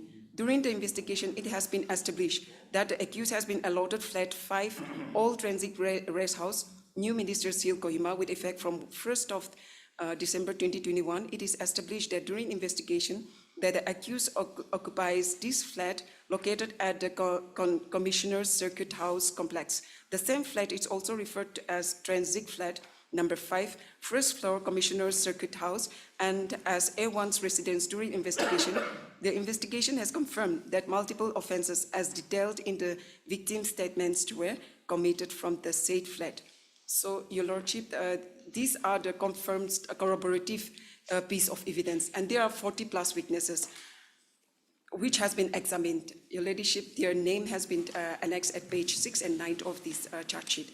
So, Your Ladyship, the findings, there is a clear prima facie case against the accused, and therefore my prayer is that the prosecution should be allowed to proceed, and there is no ground to make out for question of the FIR in the instant petition, Your Ladyship. That's my humble submission.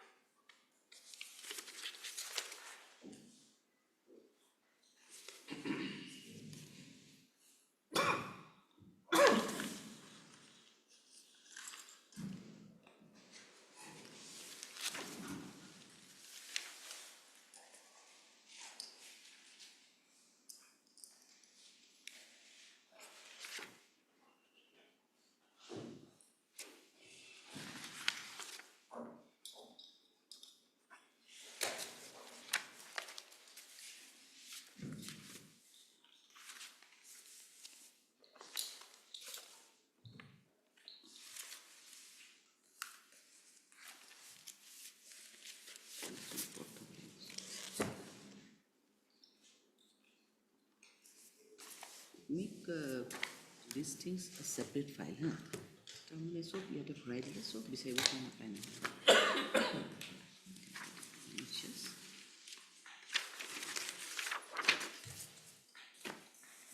এটা কোটাকে একটা separate file কে রাখিব My lord, if the original certified true copy of the 183 statements can be returned, and will submit photocopies to be kept in the records of this honorable court. 161 183, yes, confessional statements, my lord. Confessional?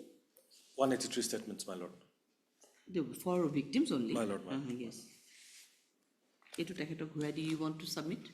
This was a certified copy, I think. Yes, this is the original, so we'll submit this evening itself. We have the photocopy with us. Here, this one is, yes. Submit to the court master. My lord, my lord.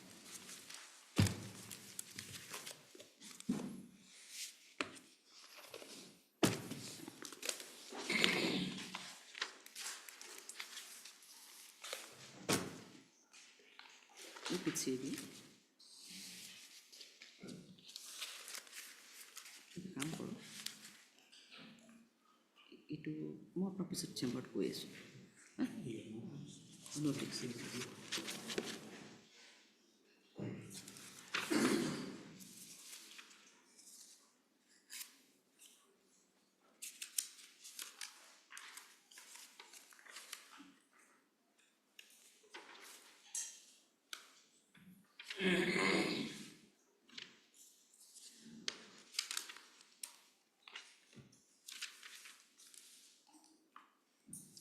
He's available.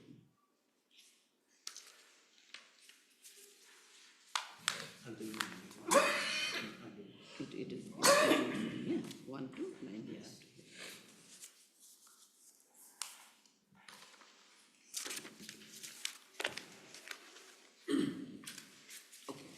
Okay.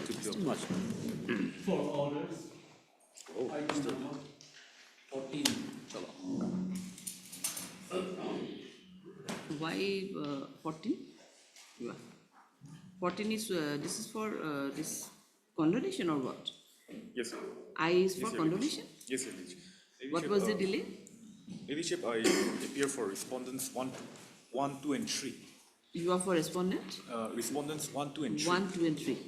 Your Ladyship, as per order dated 24/11/2025, the appellants were they were directed to serve a copy of the IAs. However, they're still yet to serve the copies. So who is the petitioner or the appellant? I'm appearing through VC, my lady. I'm for the appealing company. The IAS and the appeal memo has already been served. It is served? Yes. Directed to serve the copies of the IA. No, you were directed to serve the copies on the last occasion, I think. Till now, Yes. he is saying that. Yes, no, I have handed over. I have handed over. To whom? To Mr. Imti Wapang. Huh? Imti Wapang. Oh, we have instruction that we have not received. But he is saying that as per his instruction, they are not receiving it till date. And that eventually. Otherwise, what is your delay? What was the delay? My lady, here in item number 14, the delay is 761 days. 761. 750 is quite a long delay. Yes. And you have not received the copies. No, Your Ladyship. Your Ladyship, and then as per the office note dated 18/19/25, notice upon respondents 4 and 5 is also still awaited. Yes. Service is awaited upon 4 and 5. You just make an inquiry to whom you have served because he is saying that he has not received. Okay, I'll inquire by this evening. Just make an inquiry, and if it is not provided, then just provide it. Yes, yes. Do you have any counsel here at local? No, the council which I'm talking to, he resides in Dimapur, so it will not be an obstacle, you know.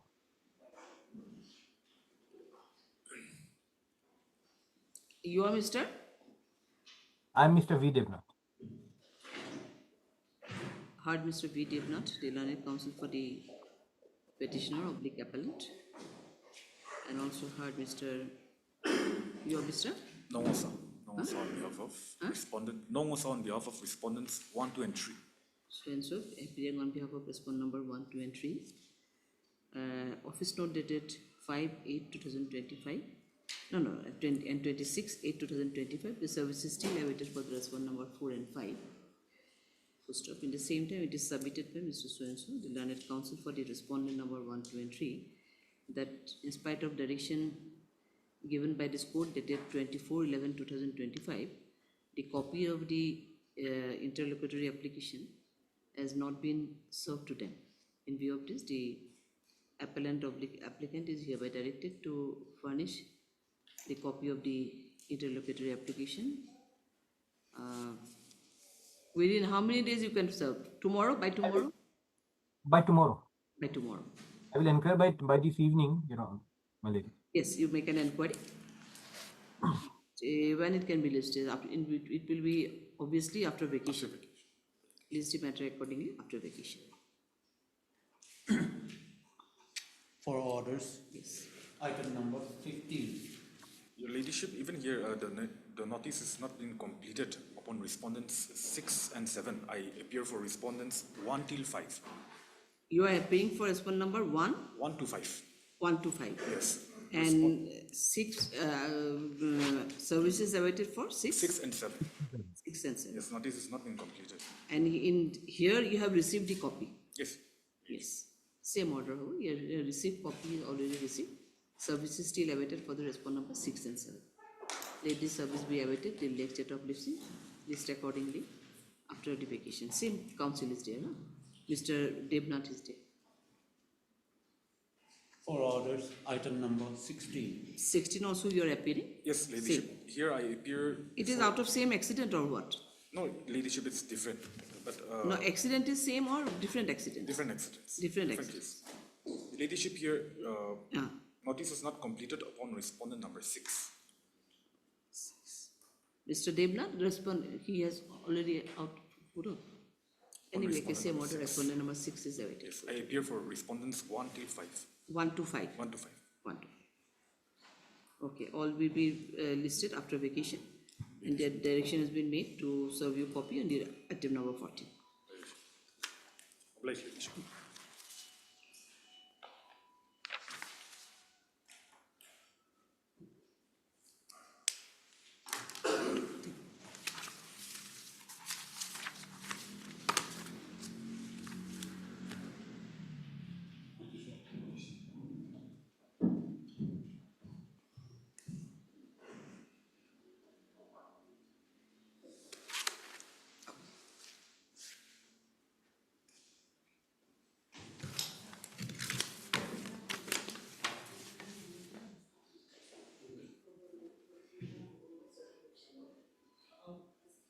Order.